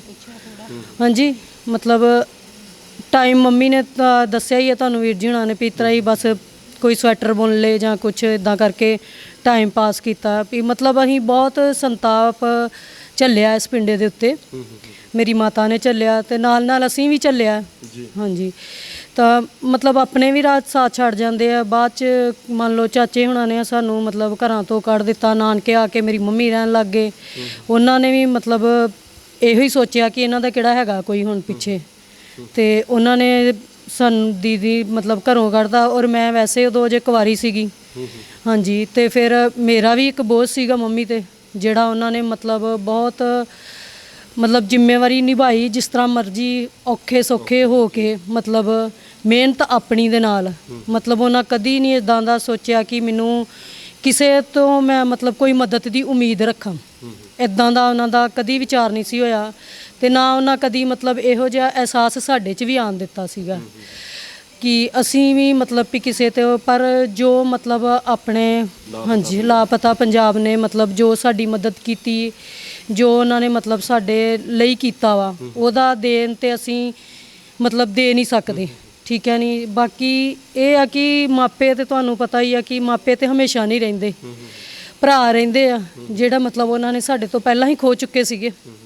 ਹਾਂਜੀ, ਮਤਲਬ ਸਾਡੇ ਪੇਕਾ ਖਤਮ ਹੋ ਗਿਆ, ਸਾਡੇ ਬੱਚਿਆਂ ਨੂੰ ਇਹ ਨਹੀਂ ਪਤਾ ਕਿ ਮਾਮੇ ਕੀ ਹੁੰਦੇ ਆ, ਨਾਨਕੇ ਕੀ ਹੁੰਦੇ ਆ। ਮੇਰੇ ਬੱਚੇ ਨੂੰ ਤੁਸੀਂ ਮੰਨੋ ਕਿ ਲਾਪਤਾ ਪੰਜਾਬ ਨੇ ਜਦੋਂ ਇਹਨਾਂ ਨੇ ਕੋਈ ਇੰਟਰਵਿਊ ਕੀਤੀ ਮੇਰੀ ਮੰਮੀ ਦੀ, ਮੇਰੇ ਬੇਟੇ ਨੇ ਫੇਸਬੁੱਕ ਦੇ ਉੱਤੇ ਉਹ ਇੰਟਰਵਿਊ ਦੇਖੀ। ਫਿਰ ਮੇਰੇ ਬੇਟੇ ਨੇ ਮੈਨੂੰ ਪੁੱਛਿਆ ਕਿ ਮੰਮੀ ਇਹ ਕੌਣ ਹੈ। ਨਹੀਂ ਤੇ ਮੈਂ ਆਪਣੇ ਬੱਚਿਆਂ ਦੇ ਨਾਲ ਗੱਲ ਵੀ ਕਰਾਂ ਨਾ ਤੇ ਮੇਰੇ ਬੱਚੇ ਮੇਰੇ ਵੱਲ ਧਿਆਨ ਨਹੀਂ ਦਿੰਦੇ ਕਿ ਇਹਦਾ ਕੋਈ ਭਰਾ ਵੀ ਸੀਗਾ। ਠੀਕ ਹੈ ਨਾ ਜੀ, ਤੇ ਬੱਚੇ ਮੇਰੇ ਨੇ ਉਤੋਂ ਦੇਖ ਕੇ ਮੇਰੇ ਬੱਚੇ ਨੂੰ ਇਹ ਅਹਿਸਾਸ ਹੋਇਆ ਕਿ ਸਾਡਾ ਕੋਈ ਮਾਮਾ ਵੀ ਸੀਗਾ। ਨਹੀਂ ਤੇ ਸਾਡੇ ਬੱਚਿਆਂ ਨੂੰ ਇਹ ਹੀ ਨਹੀਂ ਪਤਾ ਕਿ ਸਾਡਾ ਕੋਈ ਨਾਨਕੇ ਸੀਗੇ ਕਿ ਜਾਂ ਕੋਈ ਸਾਡਾ ਮਾਮਾ ਵੀ ਸੀਗਾ। ਇੰਨਾ ਮਤਲਬ ਅਸੀਂ ਸੰਤਾਪ ਔਰ ਇੰਨਾ ਹੀ ਦੁੱਖ ਮਤਲਬ ਜੋ ਆਪਣੇ ਝੱਲਿਆ ਔਰ ਹੁਣ ਤੱਕ ਝੱਲ ਰਹੇ ਹਾਂ, ਔਰ ਇਹ ਆਖਰੀ ਸਾਹ ਤੱਕ ਸਾਨੂੰ ਝੱਲਣਾ ਹੀ ਪੈਣਾ ਵਾ, ਕਿਉਂਕਿ ਪੇਕੇ ਜਿਹੜੇ ਆ ਉਹ ਬਹੁਤ ਮਾਇਨੇ ਰੱਖਦੇ ਆ ਇੱਕ। ਹਾਂਜੀ, ਬਾਕੀ ਤੁਸੀਂ ਲੱਗਦਾ ਕਿ ਮਨ ਭਰਦਾ ਹੈਗਾ ਜਦੋਂ ਘਰ ਦੇ ਵਿੱਚ ਐਡੀ ਵੱਡੀ ਘਟਨਾ ਵਾਪਰ ਜਾਂਦੀ ਹੈਗੀ, ਤਾਂ ਮਨ ਭਰੇ ਵੀ ਕਿਉਂ ਨਾ। ਬਾਕੀ ਆਪਾਂ ਸਾਰੇ ਗ੍ਰਸਤੀ ਹੈਗੇ ਆ, ਆਪਾਂ ਸਾਰੇ ਮਨਾਂ ਵਿੱਚ ਜ਼ਰੂਰ ਖਿਆਲ ਆਉਂਦਾ ਹੈਗਾ, ਭੈਣਾਂ ਦੇ ਮਨਾਂ ਵਿੱਚ ਖਿਆਲ ਆਉਂਦਾ ਹੈਗਾ। ਆਪਾਂ ਸਾਰੇ ਜਿੰਨੇ ਵੀ ਸੱਜਣ ਗੱਲਬਾਤ ਨੂੰ ਸੁਣ ਰਹੇ ਹੋ, ਦੇਖ ਰਹੇ ਹੋ, ਸੋਚ ਕੇ ਵੇਖੋ ਆਪਣੇ ਵੱਲ। ਮੈਂ ਭੈਣ ਜੀ ਜਦੋਂ ਗੱਲ ਕਰ ਰਹੇ ਸੀ ਤਾਂ ਮੇਰਾ ਧਿਆਨ ਵੀ ਆਪਣੀਆਂ ਭੈਣਾਂ, ਤੁਹਾਡਾ ਸਾਰਿਆਂ ਦਾ ਜਾਂਦਾ ਹੈਗਾ ਕਿ ਭੈਣਾਂ ਬੜੇ ਚਾਅ ਦੇ ਨਾਲ ਆਉਂਦੀਆਂ ਨੇ। ਜਾਂ ਘਰਾਂ ਵਿੱਚ ਮਾਂ ਜਾਂ ਬਾਪ ਨਹੀਂ ਹੈਗੇ ਤਾਂ ਉਸੇ ਘਰ ਦੇ ਵਿੱਚ ਜਿੱਥੇ ਉਹ ਜੰਮੀਆਂ ਨੇ, ਜਿੱਥੇ ਪਲੀਆਂ ਨੇ, ਜਿੱਥੇ ਵੱਡੀਆਂ ਹੋਈਆਂ ਨੇ, ਜਿੱਥੇ ਖੇਡੀਆਂ ਨੇ, ਜਿਹੜੇ ਵਿਹੜੇ ਦੇ ਵਿੱਚ ਉਹਨਾਂ ਨੇ ਸ਼ਰਾਰਤਾਂ ਕੀਤੀਆਂ ਨੇ, ਸੋ ਚਿੱਤ ਕਰਦਾ ਹੈਗਾ ਕਿ ਅਸੀਂ ਉਸ ਵਿਹੜੇ ਦੇ ਵਿੱਚ ਜਾਈਏ। ਪਰ ਹੁਣ ਜੇ ਉੱਥੇ ਪਿਓ ਨਾ ਹੋਵੇ, ਜੇ ਉੱਥੇ ਮਾਂ ਵੀ ਨਾ ਰਹੀ ਹੋਵੇ, ਜੇ ਉੱਥੇ ਭਰਾ ਵੀ ਨਾ ਹੋਵੇ, ਤਾਂ ਤੁਸੀਂ ਸੋਚ ਕੇ ਵੇਖੋ ਕਿ ਉਹਨਾਂ ਭੈਣਾਂ ਦੇ ਅੰਦਰ ਕੀ ਚੱਲਦਾ ਹੈਗਾ। ਜਿਹੜਾ ਪੁੱਤਰ ਹੈਗਾ, ਜਦੋਂ ਪਤਾ ਹੋਵੇ ਕਿ ਹਾਂ ਬਈ ਝੂਠਾ ਮੁਕਾਬਲਾ ਬਣਾਤਾ ਗਿਆ ਸੀਗਾ, ਤਾਂ ਫਿਰ ਕਿੱਦਾਂ ਦੇ ਹਾਲਾਤ ਬਣਦੇ ਹੈਗੇ ਉਹ ਆਪਾਂ ਅੰਦਾਜ਼ਾ ਲਾ ਸਕਦੇ। ਜਦੋਂ ਇਹ ਪਤਾ ਹੋਵੇ ਕਿ ਸਾਡੇ ਭਰਾ ਨੂੰ ਕਤਲ ਕਰਨ ਵਾਲੇ ਜਿਹੜੇ ਹੈਗੇ ਆ ਭਈ ਉਹ ਇਸ ਧਰਤੀ ਦੇ ਉੱਪਰ ਜਾਂ ਸਾਡੇ ਆਸੇ-ਪਾਸੇ ਇਸੇ ਪੰਜਾਬ ਦੇ ਵਿੱਚ ਹੀ ਕਿਤੇ ਨਾ ਕਿਤੇ ਹੈਗੇ ਆ ਔਰ ਜਿਉਂਦੇ ਤੁਰੇ ਫਿਰਦੇ ਆ, ਔਰ ਉਹਨਾਂ ਨੂੰ ਕੋਈ ਅਹਿਸਾਸ ਨਹੀਂ ਹੈਗਾ। ਉਹਨਾਂ ਨੇ ਕਦੀ ਨਹੀਂ ਆਖਿਆ ਕਿ ਹਾਂ ਬਈ ਸਾਨੂੰ ਆਪਣੀ ਕਿਸੇ ਗਲਤੀ ਦਾ ਅਹਿਸਾਸ ਹੈ। ਜਿਹੜੇ ਕਿ ਉਸ ਤੋਂ ਬਾਅਦ ਧਮਕੀਆਂ ਵੀ ਦਿੰਦੇ ਰਹੇ, ਡਰਾਵੇ ਵੀ ਦਿੰਦੇ ਰਹੇ, ਫਿਰ ਲਾਲਚਾਂ ਦੇ ਉੱਤਰ ਆਏ ਹੈਗੇ ਆ। ਭੈਣ ਜੀ ਨੇ ਸਾਰਾ ਕੁਝ ਹੀ ਦੱਸਿਆ ਹੈਗਾ। ਭੈਣ ਜੀ, ਲਾਲਚ ਜਦੋਂ ਦੇਣ ਆਉਂਦੇ ਹੋਣਗੇ, ਮੈਨੂੰ ਲੱਗਦਾ ਕਿ ਆਫਰਾਂ ਵੀ ਕੀਤੀਆਂ ਜਾਂਦੀਆਂ ਨੇ ਨਾ, ਕਿਉਂਕਿ ਹੁਣ ਜਦੋਂ ਪਤਾ ਹੈਗਾ ਕਿ ਹਾਂ ਵੀ ਸਾਨੂੰ ਸਜ਼ਾ ਹੋਣੀ ਹੈ, ਸਾਨੂੰ ਬਾਕੀ ਰਹਿੰਦੀ ਉਮਰ ਜੇਲ੍ਹ 'ਚ ਕੱਟਣੀ ਪੈਣੀ ਹੈ, ਤੇ ਫਿਰ ਮੋਟੀਆਂ-ਮੋਟੀਆਂ ਆਫਰਾਂ ਵੀ ਕੀਤੀਆਂ ਜਾਂਦੀਆਂ ਹੋਣਗੀਆਂ। ਕੋਈ ਆਇਆ ਸੀ ਤੁਹਾਡੇ ਕੋਲ ਇੱਦਾਂ ਉਧਰਲੇ ਬੰਨੇ? ਹਾਂਜੀ ਵੀਰ ਜੀ, ਮਤਲਬ ਆਉਂਦੇ ਸੀਗੇ। ਮੰਮੀ ਨੂੰ ਵੀ ਮਤਲਬ ਉਹਨਾਂ ਮੰਮੀ ਵੱਲ ਆਉਣਾ ਕਿ ਤੁਸੀਂ ਇੰਨੇ ਪੈਸੇ ਲੈ ਲਓ, ਮਤਲਬ ਵੀ ਕੰਪਰੋਮਾਈਜ਼ ਕਰ ਲਓ ਕਿ ਅਸੀਂ ਮਤਲਬ ਜੋ ਹੋਣਾ ਸੀ ਉਹ ਤਾਂ ਹੋ ਗਿਆ, ਹੁਣ ਤੁਸੀਂ ਕੰਪਰੋਮਾਈਜ਼ ਕਰ ਲਓ ਕਿ ਤੁਸੀਂ ਨਾ ਮਤਲਬ ਵੀ ਇਹ ਬਜ਼ੁਰਗ ਹੋ ਗਏ ਹੋ। ਪਰ ਮੰਮੀ ਮੇਰੀ ਨੇ ਇੱਕ ਹੀ ਗੱਲ ਕਹੀ ਕਿ ਮੈਂ ਆਪਣੇ ਪੁੱਤ ਦੀ ਲਾਸ਼ ਦੇ ਮਤਲਬ ਸਿਵਿਆਂ ਦਾ ਮੈਂ ਸੌਦਾ ਨਹੀਂ ਕਰਨਾ। ਮੈਂ ਮਤਲਬ ਜੋ ਕੇਸ ਲੜ ਰਹੀ ਹਾਂ ਉਹ ਮੈਂ ਜਿੱਤਣਾ ਹੈ ਔਰ ਜਿੱਤਣਾ ਹੀ ਹੈ। ਮਤਲਬ ਮੈਂ ਇਦਾਂ ਦਾ ਕੋਈ ਕੰਪਰੋਮਾਈਜ਼ ਨਹੀਂ ਕਰਨਾ ਕਿ ਕੱਲ ਨੂੰ ਮੈਨੂੰ ਮਤਲਬ ਇਹ ਆਪਣਾ ਇੱਕ ਸਿੱਖ ਇਤਿਹਾਸ ਹੈ ਆਪਣਾ, ਸਿੱਖਾਂ 'ਚ ਮਤਲਬ ਕੋਈ ਸਾਨੂੰ ਇਹ ਕਵੇ ਕਿ ਇੱਕ ਮਾਂ ਨੇ ਸਿੱਖੀ ਦੀ ਲਾਜ ਨਹੀਂ ਰੱਖੀ ਕਿ ਆਪਣੇ ਬੱਚੇ ਦੇ ਪੈਸੇ ਲੈ ਲਏ ਆ। ਹਾਂਜੀ, ਸਿੱਖ ਪੰਥ ਹੈ ਸਾਡਾ, ਅਸੀਂ ਹਾਂਜੀ ਸਿੱਖ ਪੰਥ ਸਾਡੀ ਇੱਕ ਕੌਮ ਮਤਲਬ ਇਦਾਂ ਦੀ ਹੈ ਕਿ ਜਿਹੜੀ ਕਦੀ ਇਹੋ ਜਿਹੇ ਚੀਜ਼ਾਂ ਤੇ ਕੰਪਰੋਮਾਈਜ਼ ਨਹੀਂ ਕਰੇਗੀ ਕਿ ਅਸੀਂ ਆਪਣੇ ਬੱਚਿਆਂ ਦੇ ਪੈਸੇ ਲੈ ਲਈਏ ਕਿ ਜਾਂ ਅਸੀਂ ਕਰੀਏ। ਇਹ ਜੁਝਾਰੂ ਕੌਮ ਹੈ ਤੇ ਇਹ ਜ਼ਰੂਰ ਮਤਲਬ ਆਪਣਾ ਹੱਕ ਲੈਣਾ ਵੀ ਜਾਣਦੀ ਹੈ ਜੀ। ਤੇ ਇਹਨਾਂ ਨੇ ਮਤਲਬ ਡਰਾਵੇ ਵੀ ਪਾਏ ਕਿ ਜਿਸ ਤਰ੍ਹਾਂ ਇੱਕ ਵਾਰੀ ਮੈਂ ਮੰਮੀ ਦੇ ਨਾਲ ਗਈ ਅਦਾਲਤ 'ਚ, ਤਾਂ ਇਹੀ ਪੁਲਿਸ ਵਾਲੇ ਚੰਨਨ ਸਿੰਘ ਤੇ ਤਲੋਕ ਸਿੰਘ ਸੀਗੇ ਖੜੇ ਉੱਥੇ। ਉਹਨਾਂ ਨੇ ਮਤਲਬ ਵੈਸੇ ਬੋਲਦੇ ਨਹੀਂ ਸੀ ਹੁੰਦੇ, ਦੂਰੋਂ ਹੀ ਦੇਖਦੇ ਹੁੰਦੇ ਸੀ। ਉਹਨਾਂ ਨੇ ਕੀ ਕੀਤਾ ਕਿ ਮਤਲਬ ਤਾਇਆ ਜੀ ਸੀਗੇ ਸਾਡੇ, ਉਹਨਾਂ ਨੂੰ ਉਹਨਾਂ ਖਰੀਦ ਲਿਆ ਜਾਂ ਕੀ ਵੀ ਕੀਤਾ, ਉਹ ਮਤਲਬ ਆਪਣੇ ਬਿਆਨਾਂ ਤੋਂ ਬਦਲ ਗਏ। ਠੀਕ ਹੈ, ਜਦੋਂ ਉਹ ਬਦਲ ਗਏ ਨਾ, ਉਹ ਵੀ ਉੱਥੇ ਹੀ ਸੀਗੇ ਤੇ ਉਹਨਾਂ ਨੇ ਉਹਨਾਂ ਦੇ ਹੱਥ ਮਤਲਬ ਉਹ ਗੱਲਾਂ ਕਰ ਰਹੇ ਸੀ, ਦੇਖ ਰਹੇ ਸੀਗੇ ਉਹਨਾਂ ਵੱਲ, ਉਹਨਾਂ ਨਾਲ ਗੱਲਾਂ ਕਰ ਰਹੇ। ਉਹ ਬਾਅਦ ਚ ਤਾਇਆ ਜੀ ਆ ਕੇ ਮੈਨੂੰ ਕਹਿੰਦੇ ਕਿ ਤੂੰ ਨਾ ਆਪਣੀ ਮੰਮੀ ਨੂੰ ਲੈ ਕੇ ਜਾਓ ਇੱਥੋਂ, ਬਜ਼ੁਰਗ ਹੋ ਗਏ ਆ, ਕਿਤੇ ਪੌੜੀਆਂ ਪੂੜੀਆਂ ਤੋਂ ਡਿੱਗ ਜਾਣਗੇ। ਮਤਲਬ ਉਹਨਾਂ ਦਾ ਇੱਕ ਲਹਿਜੇ ਵਿੱਚ ਉਹਨਾਂ ਦੇ ਪ੍ਰਤੀ ਸਾਨੂੰ ਧਮਕੀ ਦੇਣਾ ਸੀਗਾ ਕਿ ਹਾਂ ਕਿ ਮਤਲਬ ਤੁਹਾਡੀ ਮਾਤਾ ਹੁਣ ਬਜ਼ੁਰਗ ਹੋ ਗਈ ਆ ਤੇ ਐਵੇਂ ਕਿਤੇ ਮਤਲਬ ਰਾਹ ਆਂਦੇ ਜਾਂਦੇ ਕਿਤੇ ਕੋਈ ਅਭੀ ਨਬੀ ਹੋ ਜਾਏਗੀ ਤੇ ਤੁਸੀਂ ਹੁਣ ਇਹਨਾਂ ਦੀ ਸੇਵਾ ਹੀ ਕਰੋ ਬਸ ਘਰ ਜਾ ਕੇ। ਮਤਲਬ ਲੋਕਮੀ ਜੀ ਧਮਕੀ ਇੱਕ ਤਰ੍ਹਾਂ ਦਿੱਤੀ ਤੁਹਾਨੂੰ, ਇਹ ਲੱਗਾ ਧਮਕੀ ਦਿੱਤੀ ਕਿ ਔਰ ਉਹ ਵੀ ਸਾਹਮਣੇ ਖੜ ਕੇ ਉਹਨਾਂ ਨੇ ਬੜਾ ਮਤਲਬ ਆਪਣਾ ਜਿਸ ਤਰ੍ਹਾਂ ਪੁਲਿਸ ਵਾਲੇ ਮੁੱਛਾਂ ਤੇ ਹੱਥ ਫੇਰਦੇ ਆ ਕਿ ਅਸੀਂ ਬਹੁਤ ਚੀਜ਼ ਆ, ਅਸੀਂ ਉਹ ਵਾਂ, ਮਤਲਬ ਇੱਕ ਡਰਾਵਾ ਔਰ ਇੱਕ ਧਮਕੀ ਉਹ ਦਿੰਦੇ ਸੀਗੇ। ਤੇ ਮੰਮੀ ਕਹਿੰਦੇ ਵੀ ਕੋਈ ਗੱਲ ਨਹੀਂ, ਮੈਂ ਤੇ ਨਹੀਂ ਡਿੱਗਦੀ, ਤੂੰ ਜ਼ਰੂਰ ਡਿੱਗ ਗਿਆ ਵਾ। ਠੀਕ ਹੈ ਨਾ, ਮੈਂ ਤੇ ਨਹੀਂ ਡਿੱਗੀ, ਤੂੰ ਜ਼ਰੂਰ ਡਿੱਗ ਗਿਆ ਅੱਜ। ਆਪਣੇ ਮਤਲਬ ਜੋ ਸੱਚਾਈ ਸੀ ਉਹ ਛੁਪਾ ਕੇ ਬਿਨਾਂ ਬੋਲ ਕੇ ਤੂੰ ਬਿਆਨ ਨਹੀਂ ਦਿੱਤੇ, ਤੂੰ ਜ਼ਰੂਰ ਡਿੱਗਾ ਅੱਜ। ਤੇ ਮੰਮੀ ਮੇਰੀ ਨੇ ਇਸ ਚੀਜ਼ ਤੋਂ ਬਹੁਤ ਮਤਲਬ ਕੀਤਾ। ਮੈਨੂੰ ਵੀ ਬਾਅਦ ਚ ਕਹਿੰਦੇ ਕਿ ਇਹਨੇ ਵੀਰੇ ਨੇ ਚੰਗਾ ਨਹੀਂ ਕੀਤਾ। ਮੈਂ ਕਿਹਾ ਮੰਮੀ ਕੋਈ ਗੱਲ ਨਹੀਂ ਦਿੱਤਾ ਨਾ, ਉਹਦੀ ਗਵਾਹੀ ਨਾਲ ਕੋਈ ਫਰਕ ਨਹੀਂ ਪੈਣ ਲੱਗਾ। ਜੋ ਸੱਚਾਈ ਹੈ ਉਹ ਸੱਚਾਈ ਹੀ ਰਹਿਣੀ ਹੈ। ਤੇ ਅੱਜ ਦੇਖੋ ਉਹੀ ਗੱਲ ਹੋਈ ਆ ਕਿ ਜੋ ਸੱਚਾਈ ਰਹੀ ਆ। ਮਾਨਯੋਗ ਅਦਾਲਤ ਨੇ ਸਾਨੂੰ ਬਹੁਤ ਵਧੀਆ ਮਤਲਬ ਇਨਸਾਫ ਦਿੱਤਾ ਆ। ਹਾਂਜੀ, ਤੇ ਕੁਝ ਆਪਣੇ ਵਕੀਲਾਂ ਵੀਰਾਂ ਦਾ ਮਤਲਬ ਇਮਾਨਦਾਰੀ ਦੇ ਨਾਲ, ਵਕੀਲਾਂ ਨੇ ਇਮਾਨਦਾਰੀ ਦੇ ਨਾਲ ਬਹੁਤ ਸਾਡਾ ਸਾਥ ਦਿੱਤਾ ਹੈ। ਮਤਲਬ ਅਸੀਂ ਨਹੀਂ ਵੀ ਜਾ ਸਕਦੇ ਵਰਕਿੰਗ ਜਾਂ ਜਿੱਦਾਂ ਵੀ ਅਸੀਂ ਘਰ 'ਚ, ਉਹਨਾਂ ਨੇ ਮਤਲਬ ਉਹ ਹਰ ਤਰੀਕ ਤੇ ਪਹੁੰਚਦੇ ਆ, ਹਰ ਉਹਨਾਂ ਨੇ ਮਤਲਬ ਕੀਤਾ ਹੈ ਯਤਨ। ਸਾਨੂੰ ਹਰ ਪੱਖੋਂ ਉਹਨਾਂ ਨੇ ਮਤਲਬ ਸਾਡਾ ਉਹਨਾਂ ਸਾਥ ਦੇ ਕੇ ਸਾਨੂੰ ਅੱਜ ਇਨਸਾਫ ਜੇ ਮਿਲਿਆ ਤੇ ਉਹਨਾਂ ਦੀ ਹੀ ਬਦੌਲਤ ਮਿਲਿਆ। ਵਾਕਈ। ਅੱਛਾ, ਤੁਹਾਡੇ ਪੇਕੇ ਆਪਣੇ ਪਰਿਵਾਰ, ਚਲੋ ਜਦੋਂ ਤੁਸੀਂ ਦੱਸ ਕੇ ਹਟਿਆ ਕਿ ਇੱਧਰ ਤੇ ਸਾਡਾ ਹੁਣ ਅੱਖਾਂ ਦੇ ਵਿੱਚ ਹੰਝੂ ਹੀ ਰਹਿ ਗਏ ਹੈ ਨਾ, ਉਧਰ ਸਹੁਰੇ ਪਰਿਵਾਰ ਵੱਲੋਂ ਤੁਹਾਡੇ ਹਸਬੈਂਡ ਵਗੈਰਾ ਸਾਰੇ ਉਹ ਤੁਹਾਨੂੰ ਸਹਿਯੋਗ ਕਰਦੇ ਰਹੇ? ਕਈ ਵਾਰ ਇਦਾਂ ਹੁੰਦਾ ਨਾ ਕਿ ਉਹ ਕਹਿੰਦੇ ਵੀ ਛੱਡੋ ਉਧਰਲਾ, ਤੁਸੀਂ ਇੱਧਰ ਆਪਣੇ ਪਰਿਵਾਰ ਵੱਲ ਧਿਆਨ ਦਿਓ, ਤੁਹਾਡੇ ਉਧਰ ਸਹੁਰੇ ਪਰਿਵਾਰ ਵਾਲੇ ਪੂਰਾ ਸਪੋਰਟ ਕਰਦੇ ਰਹੇ? ਹਾਂਜੀ, ਇਸ ਗੱਲੋਂ ਤੇ ਦੇਖੋ ਅਸੀਂ ਬਹੁਤ ਲੱਕੀ ਹਾਂ ਪਰਮਾਤਮਾ ਦੀ ਕਿਰਪਾ, ਕਿਉਂਕਿ ਦੇਖੋ ਜੇ ਉਹ ਇੱਕ ਦੁੱਖ ਦਿੰਦਾ ਤਾਂ ਦੂਜਾ ਸੁੱਖ ਵੀ ਦਿੰਦਾ ਹੀ ਹੈ। ਠੀਕ ਹੈ ਨਾ ਜੀ, ਕਿ ਪਰਿਵਾਰ ਮੇਰਾ ਸਾਡੇ ਬਹੁਤ ਵਧੀਆ, ਮੇਰੇ ਹਸਬੈਂਡ ਵੀ ਔਰ ਦੀਦੀ ਦੇ ਵੀ। ਠੀਕ ਹੈ ਨਾ ਜੀ, ਉਹਨਾਂ ਨੇ ਸਾਨੂੰ ਅੱਜ ਤੱਕ ਕਦੀ ਵੀ ਨਹੀਂ ਕਿਹਾ ਕਿ ਤੁਸੀਂ ਆਪਣੀ ਮਾਤਾ ਦੇ ਨਾਲ ਕਿਤੇ ਨਹੀਂ ਜਾਣਾ ਜੀ। ਔਰ ਹਾਂ, ਬਹੁਤ ਵੱਡੀ ਗੱਲ। ਔਰ ਉਸ ਤੋਂ ਬਾਅਦ ਮੰਮੀ ਤੋਂ ਬਾਅਦ ਵੀ ਮੈਂ ਇੱਕ ਦੋ ਤਰੀਕਾ ਤੇ ਮਤਲਬ ਵੀ ਗਈ ਹਾਂ, ਜਿਸ ਤਰ੍ਹਾਂ ਵੀਰ ਜੀ ਹੋਣਾ ਵੀ ਵਕੀਲ ਸਾਹਿਬ ਜੀ ਨੇ ਕਿਹਾ ਕਿ ਆਓ ਤੇ ਮੈਂ ਜਾਂਦੀ ਰਹੀ ਹਾਂ।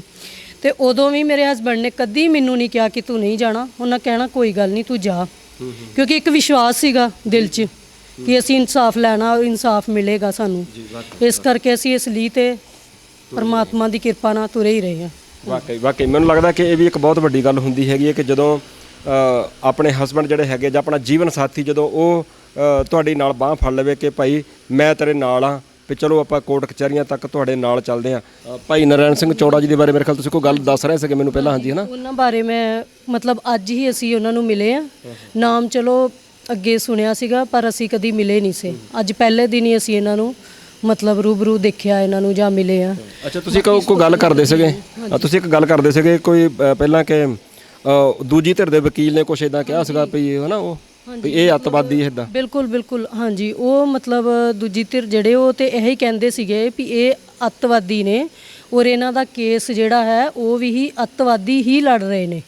ਔਰ ਉਹਨਾਂ ਨੇ ਹੀ ਮਤਲਬ ਇਹਨਾਂ ਨੂੰ ਮਤਲਬ ਵੀ ਦੱਸਿਆ ਹੋਇਆ, ਕਲੂ ਦਿੱਤਾ ਹੈ ਕਿ ਇਹ ਤੁਸੀਂ ਕਰੋ। ਪਰ ਐਦਾਂ ਦੀ ਕੋਈ ਵੀ ਗੱਲ ਨਹੀਂ ਸੀਗੀ ਹੈਗੀ।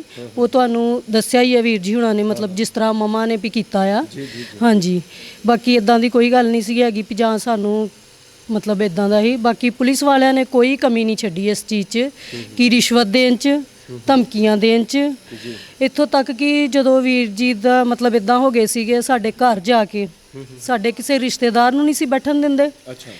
ਜੇ ਮਤਲਬ ਸਾਡੇ ਥੋੜੇ ਰਿਸ਼ਤੇਦਾਰ ਆਏ ਹੋਏ ਸੀਗੇ, ਉਹ ਚਾਹ ਪੀ ਰਹੇ ਸੀ, ਇਹਨਾਂ ਨੇ ਮਤਲਬ ਠੁੱਡਾਂ ਦੇ ਨਾਲ ਉਹ ਗਲਾਸ ਮਾਰੇ ਵੱਟ ਕੇ ਕਿ ਤੁਸੀਂ ਇਹਨਾਂ ਨੂੰ ਇੱਥੇ ਕਿਉਂ ਬਿਠਾਇਆ ਹੋਇਆ, ਕਿ ਤੁਸੀਂ ਮਤਲਬ ਕਿਸੇ ਨੂੰ ਇੱਥੇ ਇਕੱਠੇ ਨਹੀਂ ਹੋਣ ਦੇਣਾ, ਪਿੰਡ 'ਚੋਂ ਕੋਈ ਨਹੀਂ ਆ ਸਕਦਾ ਤੁਹਾਡੇ। ਇੱਥੋਂ ਤੱਕ ਕਿ ਅਸੀਂ ਇਸ ਦਾ ਭੋਗ ਵੀ ਨਹੀਂ ਰੱਖਣ ਦੇਣਾ। ਹਾਂਜੀ, ਇਸ ਮੁੰਡੇ ਦਾ, ਇਹ ਅੱਤਵਾਦੀ ਮੁੰਡਾ ਹੈ। ਹਾਂਜੀ, ਇਸ ਤਰ੍ਹਾਂ ਮਤਲਬ ਬੋਲਦੇ ਸੀ, ਬਹੁਤ ਰਫ ਬੋਲਦੇ ਸੀਗੇ। ਫਿਰ ਮਤਲਬ ਜਿੱਦਾਂ ਸਵੇਰੇ ਆਏ ਆ, ਸਵੇਰੇ ਜੇ ਕੋਈ ਬੈਠਾ ਤਾਂ ਇੱਦਾਂ ਧਮਕੀ ਮਾਰਨੀ, ਚਲੋ ਉੱਠੋ ਇੱਥੇ ਕੀ ਕਰਦੇ, ਸਾਰਿਆਂ ਨੂੰ ਭਜਾ ਦੇਣਾ ਉੱਥੋਂ। ਫਿਰ ਜੇ ਮਤਲਬ ਥੋੜ੍ਹੀ ਦੇਰ ਚੱਲ ਗਿਆ, ਫਿਰ ਸ਼ਾਮ ਨੂੰ ਆ ਗਿਆ। ਮਤਲਬ ਇਹਨਾਂ ਨੇ ਇੰਨੀ ਦਹਿਸ਼ਤ ਪਾਈ ਸੀ ਸਾਡੇ ਉੱਤੇ ਕਿ ਸਾਨੂੰ 1 ਮਿੰਟ ਵਾਸਤੇ ਵੀ ਜੇ ਅਸੀਂ ਕਹੀਏ ਕਿ ਅਸੀਂ ਘਰ ਤੋਂ ਦੀਵਾਰ ਹੀ ਕਿਤੇ ਇੱਧਰ ਦੇਖ ਲਈਏ, ਉਹ ਵੀ ਨਹੀਂ ਸੀ ਅਸੀਂ ਦੇਖ ਸਕਦੇ। ਕਿ ਬਹੁਤ ਜ਼ਿਆਦਾ ਦਹਿਸ਼ਤ 'ਚ ਇਹਨਾਂ ਸਾਨੂੰ ਕਰ ਦਿੱਤਾ ਸੀ ਉਸ ਟਾਈਮ 'ਤੇ। ਜੀ, ਮੈਨੂੰ ਲੱਗਦਾ ਕਿ ਦਰਸ਼ਕੋ ਤੁਸੀਂ ਭੈਣਾਂ ਦੀਆਂ ਅੱਖਾਂ ਪੜ੍ਹ ਸਕਦੇ ਹੋ, ਤੁਸੀਂ ਚਿਹਰਾ ਪੜ੍ਹ ਸਕਦੇ ਹੋ ਵੀ, ਔਰ ਤੁਸੀਂ ਉਹ ਜਿਹੜਾ ਸਮਾਂ ਸੀਗਾ, ਉਸ ਸਮੇਂ ਦੇ ਹਾਲਾਤਾਂ ਨੂੰ ਇੱਕ ਵਾਰ ਤੁਸੀਂ ਆਪਣੀਆਂ ਅੱਖਾਂ ਦੇ ਸਾਹਮਣੇ ਘੁਮਾ ਕੇ ਵੇਖ ਲਓ, ਆਪਣੇ ਜ਼ਿਹਨ ਦੇ ਵਿੱਚ ਉਹ ਸਾਰਾ ਨਜ਼ਾਰਾ ਵੀ ਕਿਸ ਕਿਸਮ ਦਾ ਮਾਹੌਲ ਸੀਗਾ ਉਹਨਾਂ ਸਮੇਂ ਦੇ ਵਿੱਚ ਪੰਜਾਬ ਦੀ ਧਰਤੀ ਦੇ ਉੱਪਰ। ਪੰਜਾਬ ਦੇ ਸਿੱਖ ਪਰਿਵਾਰਾਂ ਨੇ ਕੀ ਕੁਝ ਆਪਣੇ ਪਿੰਡਾਂ ਦੇ ਉੱਪਰ ਝੱਲਿਆ, ਜਿਨ੍ਹਾਂ ਨੂੰ ਸ਼ਹੀਦ ਕਰ ਦਿੱਤਾ ਗਿਆ, ਉਹ ਤੇ ਗੁਰੂ ਦੀ ਗੋਦ ਦੇ ਵਿੱਚ ਜਾ ਬਰਾਜੇ। ਜਿਹੜੇ ਪਿੱਛੇ ਪਰਿਵਾਰ ਬਚ ਗਏ, ਭੈਣਾਂ, ਮਾਂ, ਬਾਪ, ਉਹਨਾਂ ਨੂੰ ਇਸ ਕਿਸਮ ਦਾ ਸਾਰਾ ਸੰਤਾਪ ਝੱਲਣਾ ਪਿਆ, ਜਿਵੇਂ ਭੈਣ ਜੀ ਦੱਸ ਕੇ ਹਟੇ ਨੇ। ਪਿੰਡ 'ਚ ਜਿਵੇਂ ਭਾਈ ਚੌੜਾ ਜੀ ਨੇ ਆਖਿਆ ਹੈਗਾ ਕਿ ਉਹਨਾਂ ਨੇ ਚਲੋ ਆਪਣੇ ਤੌਰ 'ਤੇ ਆਖਿਆ ਹੈਗਾ ਕਿ ਕੌਮ ਜਾਂ ਖਾਲਸਾ ਪੰਥ ਤੁਹਾਡੀ ਸਾਰ ਲਵੇ, ਤੁਹਾਡੀ ਇਮਦਾਦ ਆਰਥਿਕ ਤੌਰ 'ਤੇ ਵੀ, ਕਿਉਂਕਿ ਬੜੀ ਜਦੋਜਹਿਦ ਕੀਤੀ ਹੈਗੀ ਤੁਹਾਡੀ। ਤੁਹਾਨੂੰ ਲੱਗਦਾ ਕਿ ਸਾਰਾ ਕੁਝ ਠੀਕ ਠਾਕ ਆ, ਜਾਂ ਕੋਈ ਹੈ ਕਿਸੇ ਤਰ੍ਹਾਂ ਦੀ ਜ਼ਰੂਰਤ, ਜਾਂ ਤੁਹਾਨੂੰ ਲੱਗਦਾ ਕੁਝ ਵੀ ਤੁਹਾਡੇ ਮਨ 'ਚ ਹੈਗਾ ਤਾਂ ਜ਼ਰੂਰ ਤੁਸੀਂ? ਨਹੀਂ, ਇੱਦਾਂ ਦੀ ਕੋਈ ਨਹੀਂ, ਸਾਨੂੰ ਇਹੋ ਹੀ ਜ਼ਰੂਰਤ ਹੀ ਇਨਸਾਫ ਸਾਡੇ ਭਰਾ ਨੂੰ ਮਿਲ ਗਿਆ ਵਾ, ਬਸ ਇਸ ਤੋਂ ਵੱਡੀ ਸਾਨੂੰ ਹੋਰ ਕੋਈ ਜ਼ਰੂਰਤ ਨਹੀਂ। ਭਾਈ ਨਰਾਇਣ ਸਿੰਘ ਜੀ ਚੌੜਾ, ਜਿਹੜੇ ਕਿ ਉਹਨਾਂ ਰਾਹਾਂ ਦੇ ਪਾਂਧੀ ਰਹੇ ਨੇ, ਆਪਾਂ ਇਹਨਾਂ ਦੇ ਕੋਲੋਂ ਬਹੁਤ ਸਾਰਾ ਕੁਝ ਜਾਣਾਂਗੇ, ਕਿਉਂਕਿ ਭਾਈ ਸਾਹਿਬ ਜੀ ਇੱਥੇ ਪਰਿਵਾਰ ਦੇ ਕੋਲ ਆਉਂਦੇ ਰਹੇ, ਮਾਤਾ ਜੀ ਨੂੰ ਵੀ ਮਿਲਦੇ ਰਹੇ। ਮਾਤਾ ਜੀ ਜਿਹੜੇ ਕਿ 3 ਵਰ੍ਹੇ ਪਹਿਲਾਂ ਅਕਾਲ ਪੁਰਖ ਵਾਹਿਗੁਰੂ ਜੀ ਦੇ ਚਰਨਾਂ 'ਚ ਜਾ ਰਾਜੇ ਨੇ, ਚੜ੍ਹਾਈ ਕਰ ਚੁੱਕੇ ਨੇ। ਭਾਈ ਚੌੜਾ ਜੀ ਸਵਾਗਤ ਹੈ। ਵਾਹਿਗੁਰੂ ਜੀ ਖਾਲਸਾ, ਵਾਹਿਗੁਰੂ ਜੀ ਕੀ ਖਾਲਸਾ, ਵਾਹਿਗੁਰੂ ਜੀ ਕੀ ਫਤਿਹ। ਭਾਈ ਸਾਹਿਬ ਜੀ, ਮੈਨੂੰ ਤਾਂ ਕਈ ਵਾਰ ਸਮਝ ਨਹੀਂ ਆਉਂਦੀ ਹੈਗੀ ਕਿ ਇੱਕ ਪੱਤਰਕਾਰ ਹੋਣ ਦੇ ਨਾਤੇ ਕੈਮਰੇ ਮੂਹਰੇ ਕੀ ਆਖੀਏ ਕਿ ਇਨਸਾਫ ਮਿਲਿਆ ਪਰਿਵਾਰ ਨੂੰ 29 ਵਰ੍ਹਿਆਂ ਬਾਅਦ, ਕੀ ਕਹਿਣਾ ਚਾਹੁੰਦੇ ਹੋ? ਵੇਖੋ ਜੀ, ਇਨਸਾਫ ਕਹੋ ਜਾਂ ਇਨਸਾਫ ਤੋਂ ਇਨਕਾਰ ਕਹੋ, ਕਿਉਂਕਿ ਇੱਕ ਬੜਾ ਇਸ ਗੱਲ ਦੇ ਉੱਤੇ ਇੱਕ ਵਧੀਆ ਇੱਕ ਸੈਂਟੈਂਸ ਆ ਕਿ ਨਿਆਂ 'ਚ ਦੇਰੀ ਨਿਆਂ ਤੋਂ ਨਾ ਦੇ ਬਰਾਬਰ ਆ। ਹੁਣ 29 ਸਾਲ ਜਿਸ ਮਾਤਾ ਨੇ ਬੜੀ ਦ੍ਰਿੜਤਾ ਦੇ ਨਾਲ ਡਰ ਭੈ ਤੋਂ ਮੁਕਤ ਹੋ ਕੇ, ਲਾਲਚ ਵਿੱਚ ਵੀ ਨਹੀਂ ਆਈ, ਪੁਲਿਸ ਦੇ ਡਰਾਵਿਆਂ ਤੋਂ ਵੀ ਨਹੀਂ ਡਰੀ, ਦਾਬਿਆਂ ਤੋਂ ਵੀ ਨਹੀਂ ਘਬਰਾਈ, ਤੇ ਉਹ ਇੱਕ ਦ੍ਰਿੜ ਇਰਾਦੇ ਦੇ ਨਾਲ ਆਪਣੇ ਪੁੱਤਰ ਨੂੰ ਮਾਰਨ ਵਾਲੇ ਕਾਤਲਾਂ ਨੂੰ ਸਜ਼ਾ ਦਿਵਾਉਣ ਲਈ ਹਾਈ ਕੋਰਟ ਤੱਕ ਵੀ ਉਹਨੇ ਪਹੁੰਚ ਕੀਤੀ, ਕਿਉਂਕਿ ਕੇਸ ਬੜਾ ਲੰਬਾ ਚੱਲਿਆ। ਤੇ ਉਸ ਲੰਬੇ ਕੇਸ ਦੇ ਵਿੱਚ ਬਹੁਤ ਸਾਰੇ ਪਰਿਵਾਰ ਜਿਹੜੇ ਨੇ ਉਹ ਥੱਕ ਜਾਂਦੇ ਨੇ, ਅੱਕ ਜਾਂਦੇ ਨੇ, ਕਿਉਂਕਿ 4 ਵਾਰ ਤੇ ਇਹ ਕੇਸ ਜਿਹੜਾ ਹੀ ਡਿਸਚਾਰਜ ਕੀਤਾ ਗਿਆ। ਹੁਣ ਮੈਂ ਇਸ ਕੇਸ ਦੀ ਕਹਾਣੀ, ਅਸੀਂ ਮਾਤਾ ਨੂੰ ਕਿਵੇਂ ਮਿਲੇ, ਮੈਂ ਉਹਦੇ ਬਾਰੇ ਪਹਿਲਾਂ ਦੱਸਣਾ ਚਾਹੁੰਦਾ। ਕੋਆਰਡੀਨੇਸ਼ਨ ਕਮੇਟੀ ਫਾਰ ਡਿਸਅਪੀਅਰੈਂਸ, ਜਦੋਂ ਖਾਲੜਾ ਜੀ ਦੀ ਸ਼ਹਾਦਤ ਹੋ ਗਈ 1995 ਦੇ ਵਿੱਚ, ਤੇ ਉਸ ਤੋਂ ਬਾਅਦ ਜਿਹੜਾ ਕੇਸ ਜਿਹੜਾ ਵਾ ਉਹ 3 ਜਿਹੜੇ ਸ਼ਮਸ਼ਾਨ ਘਾਟਾਂ ਦਾ ਸੀ, ਪੱਟੀ, ਤਰਨਤਾਰਨ ਤੇ ਦੁਰਗਿਆਣਾ ਮੰਦਿਰ ਦਾ, ਉਹ ਸੁਪਰੀਮ ਕੋਰਟ ਦੇ ਵਿੱਚ ਚੱਲਿਆ। ਤੇ ਉਹਦੀ ਪੈਰਵਾਈ ਕਰਨ ਵਾਸਤੇ ਜਿਹੜੇ ਸੁਹਿਰਦ ਸਿੱਖ ਸਨ, ਜਿਹਦੇ ਵਿੱਚ ਵਕੀਲ, ਜਿਹਦੇ ਵਿੱਚ ਜਸਟਿਸ ਅਜੀਤ ਸਿੰਘ ਬੈਂਸ ਵਰਗੇ ਜੱਜ, ਉਹ ਸਾਰੇ ਸ਼ਾਮਲ ਸਨ। ਕਈ ਰਿਟਾਇਰਡ ਜਿਹੜੇ IAS ਅਫੀਸਰ ਵੀ ਉਹ ਵੀ ਸ਼ਾਮਲ ਸਨ ਜੀ ਉਹਨਾਂ ਸਾਰਿਆਂ ਨੇ ਮਿਲ ਕੇ ਕੋਆਰਡੀਨੇਸ਼ਨ ਕਮੇਟੀ ਫਾਰ ਡਿਸਅਪੀਅਰੈਂਸ ਬਣਾਈ ਜੀ ਤੇ ਮੈਂ ਇੱਕ ਗੱਲ ਤੁਹਾਨੂੰ ਇੱਥੇ ਦੱਸ ਦਿਆਂ, ਇਹ ਉਹ ਟੀਮ ਨੂੰ ਸਜ਼ਾ ਹੋਈ ਆ ਜਿਨੇ 1995 5 ਸਤੰਬਰ 1995 ਨੂੰ ਮੈਨੂੰ ਅਰੈਸਟ ਕੀਤਾ ਹੈ ਓਕੇ ਜੀ ਤੇ 16 ਦਿਨ ਮੈਨੂੰ ਗੈਰ ਕਾਨੂੰਨੀ ਹਿਰਾਸਤ ਵਿੱਚ ਰੱਖਿਆ। ਜੀ ਹਿਰਾਸਤ ਵਿੱਚ ਰੱਖਣ ਤੋਂ ਬਾਅਦ ਜਦੋਂ ਜੀ ਮੇਰੀ ਸੁਪਰੀਮ ਕੋਰਟ ਦੇ ਵਿੱਚ ਪਰਿਵਾਰ ਵੱਲੋਂ ਕੀਤੀ ਟੈਲੀਗ੍ਰਾਮ ਦੇ ਉੱਤੇ ਨੋਟਿਸ ਹੋਇਆ, ਜੀ ਐਕਸ਼ਨ ਲਿਆ ਸੁਪਰੀਮ ਕੋਰਟ ਨੇ, ਉਦੋਂ ਫਿਰ ਮੈਨੂੰ ਕੋਰਟ ਦੇ ਵਿੱਚ ਪੇਸ਼ ਕੀਤਾ ਗਿਆ। ਇਹ ਉਹ ਸਾਰੀ ਟੀਮ ਸੀ ਜਿਨ੍ਹਾਂ ਮੈਨੂੰ 16 ਦਿਨ ਇਲੀਗਲ ਕਸਟਡੀ ਦੇ ਵਿੱਚ ਰੱਖ ਕੇ ਮੈਨੂੰ ਟਾਰਚਰ ਕੀਤਾ। ਮੈਨੂੰ ਲੱਗਦਾ ਤਰੀਕ ਵੀ ਉਹੀ ਸੀਗੀ ਜਿੱਦਣ ਉਹਨਾਂ ਨੂੰ ਸਜ਼ਾ ਹੋਈ ਆ, ਜਿੱਦਣ ਤੁਹਾਨੂੰ ਹਾਂ, ਇਹ ਵੀ ਇੱਕ ਵਾਹਿਗੁਰੂ ਦਾ ਹੀ ਇਤਫਾਕ ਸਮਝ ਲਓ ਕਿ 5 ਸਤੰਬਰ 1995 ਨੂੰ ਇਸ ਟੀਮ ਨੇ ਮੈਨੂੰ ਇਲੀਗਲ ਕਸਟਡੀ ਦੇ ਵਿੱਚ ਲਿਆ ਸੀ ਤੇ 16 ਦਿਨ ਰੱਖਿਆ ਤੇ 5 ਸਤੰਬਰ 1922 ਨੂੰ 2022 ਨੂੰ ਉਸੇ ਦਿਨ ਹੀ ਇਹਨਾਂ ਨੂੰ ਉਮਰ ਕੈਦ ਦੀ ਸਜ਼ਾ ਮਾਨਯੋਗ ਐਡੀਸ਼ਨਲ ਸੈਸ਼ਨ ਕੋਰਟ ਦੇ ਵਿੱਚੋਂ ਗੁਰਦਾਸਪੁਰ ਦੀ ਕੋਰਟ ਦੇ ਵਿੱਚੋਂ ਇਹਨਾਂ ਨੂੰ ਉਮਰ ਕੈਦ ਦੀ ਸਜ਼ਾ ਹੋਈ। ਦੋ ਧਾਰਾ ਦੇ ਵਿੱਚ 302 ਕਤਲ ਦਾ ਕੇਸ ਤੇ 364 ਜਿਹੜਾ ਅਗਵਾ ਕਰਨ ਦਾ ਕੇਸ, ਉਹਨਾਂ ਦੋਵਾਂ ਦੇ ਵਿੱਚ ਇੱਕ 302 ਦੇ ਵਿੱਚ ਉਮਰ ਕੈਦ ਤੇ 364 ਦੇ ਵਿੱਚ 10 ਸਾਲ ਦੀ ਸਜ਼ਾ ਹੋਈ ਤੇ ਨਾਲ ਹੀ ਉਹਨਾਂ ਨੂੰ 5-5 ਲੱਖ ਰੁਪਈਆ ਜੁਰਮਾਨਾ, ਦੋਵਾਂ ਧਾਰਾਂ ਦੇ ਵਿੱਚ 2.5 ਲੱਖ ਜੁਰਮਾਨਾ, ਇੱਕ ਨੂੰ 5 ਲੱਖ ਬਣ ਗਿਆ ਤੇ 357 CRPC ਤਹਿਤ ਉਹ ਜਿਹੜਾ ਜੁਰਮਾਨਾ ਉਹਨਾਂ ਨੂੰ ਕੀਤਾ ਨਾ, ਉਹ ਮੁਆਵਜ਼ਾ ਪਰਿਵਾਰ ਨੂੰ ਜਿਹੜਾ ਮਿਲੇਗਾ। ਇਹ ਇੱਕ ਬਹੁਤ ਹੀ ਚੰਗਾ ਫੈਸਲਾ ਵਾ, ਭਾਵੇਂ 29 ਸਾਲ ਬਾਅਦ ਆਇਆ, ਇਹਦੇ ਨਾਲ ਉਤਸ਼ਾਹ ਮਿਲਦਾ। ਇੱਥੇ ਮੈਂ ਇੱਕ ਗੱਲ ਇਹ ਵੀ ਸਪਸ਼ਟ ਕਰ ਦਿਆਂ ਕਿ ਜਦੋਂ ਪਰਫਾਰਮੇ ਭਰੇ ਸੀ ਉਦੋਂ ਇਹ ਮਾਤਾ ਦਾ ਸਾਨੂੰ ਪਤਾ ਲੱਗਾ ਸੀ ਤੇ ਅਸੀਂ ਜਦੋਂ ਕੇਸਾਂ ਦੀ ਜਿਹੜੀ ਐਨਾਲਿਸਿਸ ਕੀਤਾ, ਸਮੀਖਿਆ ਕੀਤੀ ਤੇ ਉਹਦੇ ਵਿੱਚ ਸਾਰਿਆਂ ਵਕੀਲਾਂ ਨੇ ਰਾਇ ਦਿੱਤੀ ਕਿ ਆਹ ਜਿਹੜੇ ਕੇਸ ਨੇ, ਬਹੁਤ ਸਾਰੇ ਕੇਸ ਸੀ ਵੀ ਪਰਿਵਾਰਾਂ ਨੂੰ ਕੰਪਲੇਂਟ ਕੇਸ ਕਰਨੇ ਚਾਹੀਦੇ ਜਿਨ੍ਹਾਂ ਨੂੰ ਇਸਤਗਾਸਾ ਕਹਿੰਦੇ ਆ। ਕੋਰਟ ਦੇ ਵਿੱਚ ਜੇ ਇਹ ਪਰਿਵਾਰ ਜਾਣ ਤੇ ਦੋਸ਼ੀਆਂ ਨੂੰ ਅਵਸ਼ ਸਜ਼ਾ ਮਿਲੇਗੀ। ਤੇ ਸਾਡੇ ਗੁਰਦਾਸਪੁਰ ਜ਼ਿਲ੍ਹੇ ਦੇ ਵਿੱਚ ਜਿਹੜੇ 3 ਕੇਸ ਜਿਹੜੇ ਆ ਉਹ ਇਸੇ ਟੀਮ ਦੇ ਉੱਤੇ ਹੀ ਹੋਏ। ਅੱਛਾ ਜੀ। ਜਿਹਦੇ ਵਿੱਚ ਇੰਸਪੈਕਟਰ ਬਲਦੇਵ ਸਿੰਘ, ਜਿਹੜਾ ਮੈਨੂੰ ਅਰੈਸਟ ਕਰਨ ਦੇ ਵਿੱਚ 1995 ਦੇ ਵਿੱਚ ਉਹਨੂੰ ਤਰੱਕੀ ਮਿਲੀ ਸੀ ਤੇ ਉਹ DSP ਬਣਿਆ ਸੀ। ਬਾਕੀ ਸਾਰੀ ਟੀਮ ਜਿਹੜੀ ਆ, ਕੋਈ ਹਵਾਲਦਾਰ ਕਨਫਰਮ ਹੋਇਆ, ਕਿਸੇ ਨੂੰ ASI ਬਣਾਤਾ, ਕਿਸੇ ਨੂੰ ਇੱਕ ਤਰੱਕੀ 10 ਬੰਦਿਆਂ ਨੂੰ ਤਰੱਕੀ ਮਿਲੀ ਸੀ ਤੇ 10 ਲੱਖ ਰੁਪਈਆ ਉਦੋਂ ਜਿਹੜਾ ਮੇਰੇ ਤੇ ਇਨਾਮ ਰੱਖਿਆ ਸੀ ਉਹ ਉਹਨਾਂ ਨੂੰ ਮਿਲਿਆ ਸੀ। ਤੇ ਉਹ ਹੁਣ ਜੇ ਸਾਰੇ ਕੇਸ ਜਦੋਂ ਜਿਹੜੀ ਵਕੀਲਾਂ ਨੇ ਸੁਝਾਅ ਦਿੱਤਾ ਸੀ, ਪਰਿਵਾਰਾਂ ਨੂੰ ਪ੍ਰੇਰਿਤ ਕਰਨ ਦਾ ਯਤਨ ਕੀਤਾ, ਜੇ ਉਹ ਸਾਰੇ ਹੀ ਕਰਦੇ ਤੇ ਅੱਜ ਮੈਂ ਦਾਅਵੇ ਨਾਲ ਕਹਿ ਸਕਣਾ, ਜਿਸ ਤਰ੍ਹਾਂ ਇਹ ਕੇਸ ਦਾ ਫੈਸਲਾ ਹੋਇਆ, ਸਾਰੇ ਕੇਸਾਂ ਦੇ ਫੈਸਲੇ ਹੋ ਜਾਣੇ ਸੀ ਤੇ ਸਾਰੇ ਹੀ ਜਿਹੜੇ ਕਾਤਲ ਪੁਲਿਸ ਮੁਲਾਜ਼ਮ ਸੀ ਉਹ ਸਾਰੇ ਜੇਲ੍ਹਾਂ ਵਿੱਚ ਬੰਦ ਹੋਣੇ ਤੇ ਪਰਿਵਾਰ ਨੂੰ ਵੱਡੀ ਕੰਪਨਸੇਸ਼ਨ ਵੀ ਮਿਲਣੀ। ਜ਼ਰੂਰ। ਮੈਨੂੰ ਲੱਗਦਾ ਕਿ ਇਹ ਗੱਲ ਜਿਹੜੀ ਹੈਗੀ ਆ, ਭਾਈ ਸਾਹਿਬ ਜੀ ਇਹ ਕਹਿਣਾ ਚਾਹੁੰਦੇ ਆ ਕਿ ਜੇ ਉਹਨਾਂ ਸਮੇਂ ਦੇ ਵਿੱਚ ਸਾਰੇ ਪਰਿਵਾਰ ਜਿਹੜੇ ਆ ਉਹ ਦ੍ਰਿੜਤਾ ਦੇ ਨਾਲ ਮੂਹਰੇ ਆਏ ਹੁੰਦੇ ਤਾਂ ਅੱਜ ਜਿਹੜੇ ਹੋਰ ਵੀ ਬਹੁਤ ਸਾਰੇ ਦੋਸ਼ੀ, ਜਿਨ੍ਹਾਂ ਵਿੱਚੋਂ ਕਈ ਤੇ ਹੁਣ ਇਸ ਜਹਾਨੋਂ ਰੁਖਸਤ ਵੀ ਹੋ ਚੁੱਕੇ ਹੈਗੇ ਨੇ, 5 ਦੇ ਉੱਤੇ ਇਹ ਕੰਪਲੇਂਟ ਕੇਸ ਕੀਤਾ ਸੀ। ਇੱਕ ਹੈਗਾ ਜੀ ਉਦੋਂ ਦਾ ਇੰਸਪੈਕਟਰ ਡੇਰਾ ਬਾਬਾ ਨਾਨਕ ਥਾਣੇ ਦਾ SHO ਬਲਦੇਵ ਸਿੰਘ, ਉਦੋਂ ਇੰਸਪੈਕਟਰ ਸੀ। ਅੱਛਾ। ਗਿਆਨ ਸਿੰਘ ASI ਸੀ ਉਦੋਂ, ਇੱਕ ASI ਚੰਨਨ ਸਿੰਘ ਸੀ ਤੇ ਦੂਜਾ ਤਰਲੋਕ ਸਿੰਘ ਹਵਾਲਦਾਰ ਸੀ, ਇੱਕ ਨਿਰਮਲ ਸਿੰਘ ਹਵਾਲਦਾਰ ਸੀ। ਇਹਨਾਂ 5 ਬੰਦਿਆਂ ਦੇ ਉੱਤੇ ਇਹ ਕੰਪਲੇਂਟ ਕੇਸ ਮਾਤਾ ਲਖਮੀਰ ਕੌਰ ਨੇ ਕੀਤਾ ਹੈ। ਤੇ ਇਹ ਵੀ ਮੈਂ ਦੱਸ ਦਿਆਂ ਕਿ ਮਾਤਾ ਨੂੰ ਕਿਉਂਕਿ ਇਹਨਾਂ ਬਾਰੇ ਹੀ ਜਾਣਕਾਰੀ ਸੀ ਜੀ। ਜਿਹੜੇ ਬੱਸ ਦੇ ਵਿੱਚ 5 ਜਾਣੇ ਬੱਸ ਜਦੋਂ ਰੁਕੀ ਤੇ ਬੱਸ ਦੇ ਵਿੱਚ ਚੜ੍ਹ ਕੇ ਤੇ ਉੱਥੇ ਮਾਤਾ ਲਖਮੀਰ ਕੌਰ ਦੇ ਬੇਟੇ ਬਲਵਿੰਦਰ ਸਿੰਘ ਨੂੰ ਵੀ ਜੀ ਤੇ ਇੱਕ ਬਲਵਿੰਦਰ ਸਿੰਘ ਮੂਲੋ ਵਾਲੀ ਸੀ ਤੇ ਇੱਕ ਬਲਜਿੰਦਰ ਸਿੰਘ ਏਲੀਅਸ ਲਾਟੂ, ਜਿਹਦਾ ਪਿਤਾ ਤੇ ਮਾਤਾ ਵੀ ਦੋਵੇਂ ਇਸੇ ਬੱਸ ਦੇ ਵਿੱਚ ਸਫ਼ਰ ਕਰ ਰਹੇ ਸੀ। ਉਹਨਾਂ ਨੂੰ ਬੱਸ ਦੇ ਵਿੱਚੋਂ ਲਾਹ ਕੇ ਦੋਵਾਂ ਨੂੰ ਬੱਸ ਚੋਂ ਲਾ ਲਿਆ।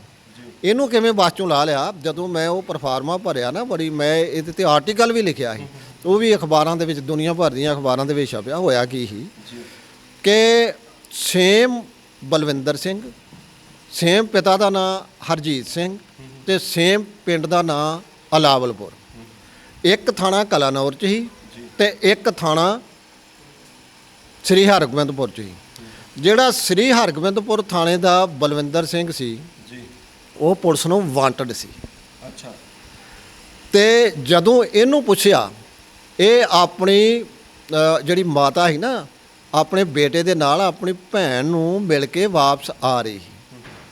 ਜਦੋਂ ਵਾਪਸ ਆਈ ਤੇ ਇੱਥੇ ਬੱਸ ਤਲਵੰਡੀ ਰਾਮਾ ਪੁਲਿਸ ਨੇ ਨਾਕਾ ਲਾਇਆ ਸੀ, ਬੱਸ ਰੁਕੀ, ਉਹਨਾਂ ਬੱਸ ਦੇ ਵਿੱਚ ਚੜ੍ਹੇ। ਤੇ ਕੀ ਨਾਮ ਵੀ ਤੇਰਾ?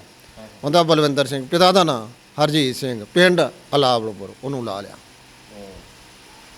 ਇਸੇ ਤਰ੍ਹਾਂ ਹੀ ਉਹ ਜਿਹੜਾ ਸੀ ਬਲਜਿੰਦਰ ਸਿੰਘ ਲਾਟੂ, ਉਹਨੂੰ ਵੀ ਲਾ ਲਿਆ। ਉਹਦਾ ਪਿਤਾ ਵਿਰਸਾ ਸਿੰਘ ਤੇ ਉਹਦੀ ਜਿਹੜੀ ਮਾਤਾ ਸੀ ਉਹ ਵੀ ਨਾਲ ਸਨ, ਸਫ਼ਰ ਕਰਦੇ, ਜੀ ਤੇ ਉਹਨਾਂ ਨੂੰ ਵੀ ਲਾ ਲਿਆ ਤੇ ਲਾ ਕੇ ਥਾਣੇ ਲੈ ਗਏ। ਜੀ ਮਾਤਾ ਥਾਣੇ ਤੱਕ ਗਈ, ਫਿਰ ਪਿੰਡ ਗਈ ਆਪਣੇ। ਪਿੰਡ ਦੇ ਵਿੱਚ ਆਪਣੇ ਜੇਠ ਨੂੰ ਨਾਲ ਲੈ ਕੇ, ਪਿੰਡ ਦੀ ਪੰਚਾਇਤ ਨੂੰ ਨਾਲ ਲੈ ਕੇ ਮਾਤਾ ਵੀ ਥਾਣੇ ਆਈ ਤੇ ਉਹ ਜਿਹੜਾ ਬਲਜਿੰਦਰ ਸਿੰਘ ਲਾਟੂ ਸੀ ਉਹਦਾ ਪਰਿਵਾਰ ਵੀ ਥਾਣੇ ਆਇਆ। ਵਿਰਸਾ ਸਿੰਘ ਉਹਦਾ ਪਿਤਾ ਤੇ ਨਾਲ ਹੋਰ ਪਤਵੰਤੇ ਕਲਾਨੌਰ ਦੇ ਨਾਲ ਲੈ ਕੇ ਉਹ ਮਿਲੇ ਉੱਥੇ ਅਗਲੇ ਦਿਨ। ਜਿਵੇਂ 21/3/93 ਨੂੰ ਇਲੀਗਲ ਕਸਟਡੀ 'ਚ ਲਿਆ ਸੀ ਤੇ 22/3/93 ਨੂੰ ਸਾਰੀ ਪੰਚਾਇਤ ਜਿਹੜੀ ਆ ਥਾਣੇ 'ਚ ਆ ਗਈ। ਜਦੋਂ ਥਾਣੇ 'ਚ ਆ ਗਈ ਤੇ ਉਸੇ ਵੇਲੇ ਹੀ ਉਹਨਾਂ ਨੇ ਤਿੰਨਾਂ ਨੂੰ ਗੱਡੀ ਦੇ ਵਿੱਚ ਲੱਦਿਆ ਤੇ ਲੱਦ ਕੇ ਤੇ ਅਣਦੱਸੀ ਥਾਂ ਵੱਲ ਲੈ ਕੇ ਤੁਰ ਪਏ। ਇਸ ਪਾਸੇ ਨੂੰ ਜਿਹੜੀ ਫਤਿਹਗੜ੍ਹ ਚੂੜੀਆਂ ਰੋਡ ਆ, ਇਸ ਪਾਸੇ ਨੂੰ ਤੁਰ ਪਏ।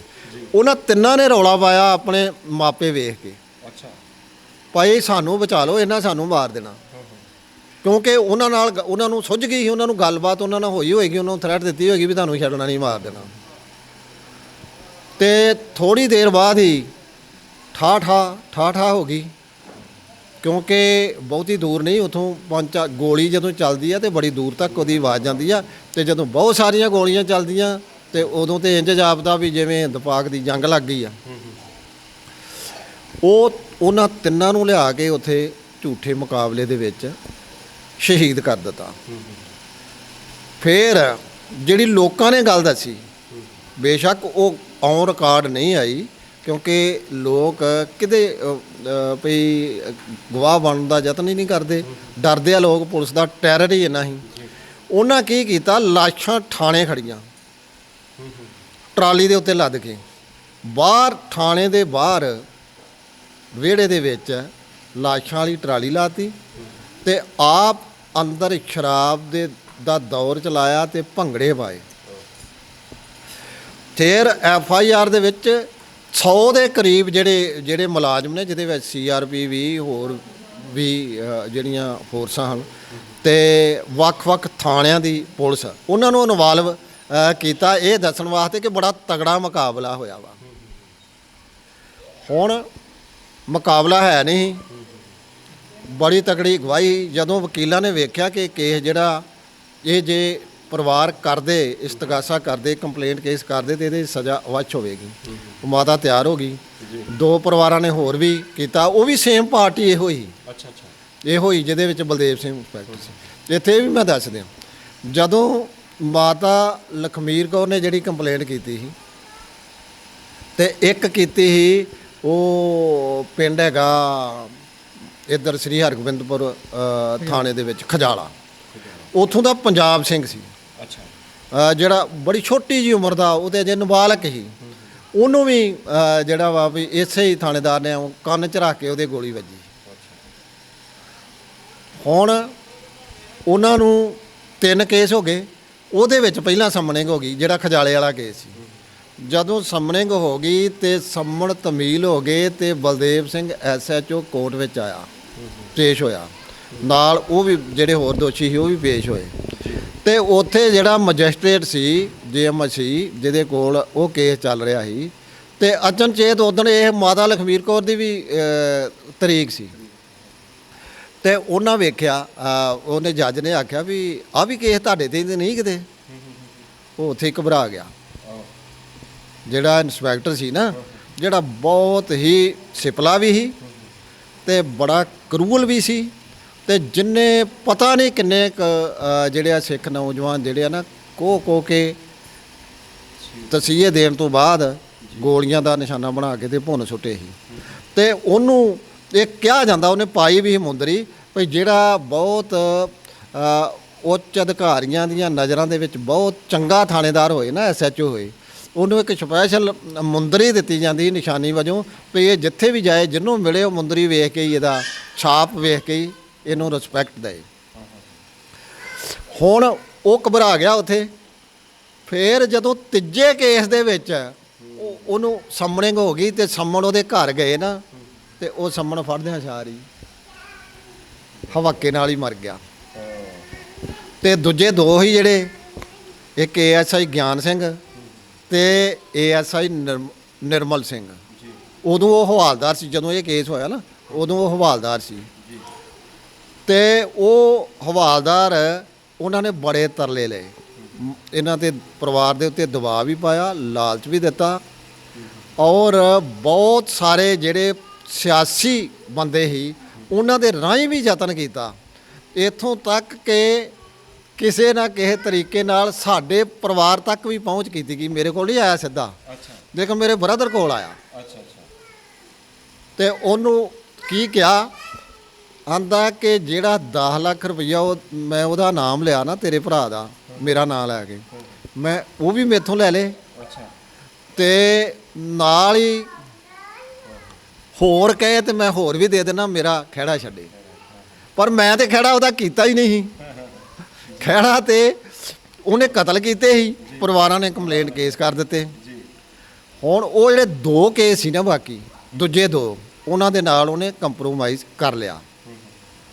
ਤੇ ਉਹ ਇੱਕ ਕੇਸ ਪਹਿਲਾਂ ਡਿਸਚਾਰਜ ਪੰਜਾਬ ਸਿੰਘ ਵਾਲਾ, ਖਜਾਲੇ ਪਿੰਡ ਵਾਲਾ ਜਿਹੜਾ ਨਾ, ਉਹ ਸੈਸ਼ਨ ਕੋਰਟ ਦੇ ਵਿੱਚੋਂ ਡਿਸਚਾਰਜ ਇਸ ਆਧਾਰ ਦੇ ਉੱਤੇ ਕਰਾ ਲਿਆ ਕਿ ਇਹਦੇ ਵਿੱਚ ਸੈਂਕਸ਼ਨ ਨਹੀਂ ਲਈ। ਅੱਛਾ, ਉਹ ਪਰਿਵਾਰ ਹਾਈ ਕੋਰਟ ਚਲ ਗਿਆ। ਹਾਈ ਕੋਰਟ ਨੇ ਫਿਰ ਦੁਬਾਰਾ ਉਹ ਕੇਸ ਜਿਹੜਾ ਸੈਸ਼ਨ ਕੋਰਟ ਦੇ ਵਿੱਚ ਭੇਜ ਦਿੱਤਾ ਵੀ ਦੁਬਾਰਾ ਇਹ 'ਤੇ ਸੁਣਵਾਈ ਕਰੋ। ਉਹਨੂੰ ਪੁੱਛਿਆ, ਜਦੋਂ ਪੁੱਛਿਆ ਨਾ ਵੀ ਤੇਰਾ ਰੈਂਕ ਕੀ ਆ, ਉਹਦਾ ਰੈਂਕ ਸੀ ASI। ASI ਤੋਂ ਉਹ DSP ਸਿੱਖ ਨੌਜਵਾਨਾਂ ਦਾ ਕਤਲ ਕਰਕੇ ਬਣਿਆ ਹੈ। ASI ਤੋਂ ਉਹਦਾ ਅਸਲ ਰੈਂਕ ASI, ਤੇ ASI ਤੇ ਜਿਹੜਾ ਗਜ਼ਟਡ ਆਫੀਸਰ GO ਹੁੰਦਾ ਹੀ ਨਹੀਂ, ਉਹਦੇ ਵਿੱਚ ਸੈਂਕਸ਼ਨ ਲੈਣ ਦੀ ਸਰਕਾਰ ਤੋਂ ਲੋੜ ਹੀ ਨਹੀਂ। ਤੇ ਸੁਪਰੀਮ ਕੋਰਟ ਦਾ ਉਦੋਂ ਤਾਜ਼ਾ ਹੀ ਇੱਕ ਆਰਡਰ ਆਇਆ ਸੀ ਭਈ ਇਹ ਜਿਹੜੇ ਕਤਲ ਦੇ ਕੇਸ ਨੇ, ਇਹਨਾਂ ਸੈਂਕਸ਼ਨ ਦੀ ਲੋੜ ਨਹੀਂ ਆ। ਉਹ ਪੂਰੀ ਮੈਂ ਡਿਟੇਲ ਦੇ ਵਿੱਚ ਇੱਥੇ ਨਹੀਂ ਦੱਸ ਸਕਦਾ, ਉਹ ਆਰਡਰ ਪਿਆ ਵਾ ਮੇਰੇ ਕੋਲ ਤੇ ਵਕੀਲਾਂ ਨੂੰ ਉਹਦਾ ਪੂਰਾ।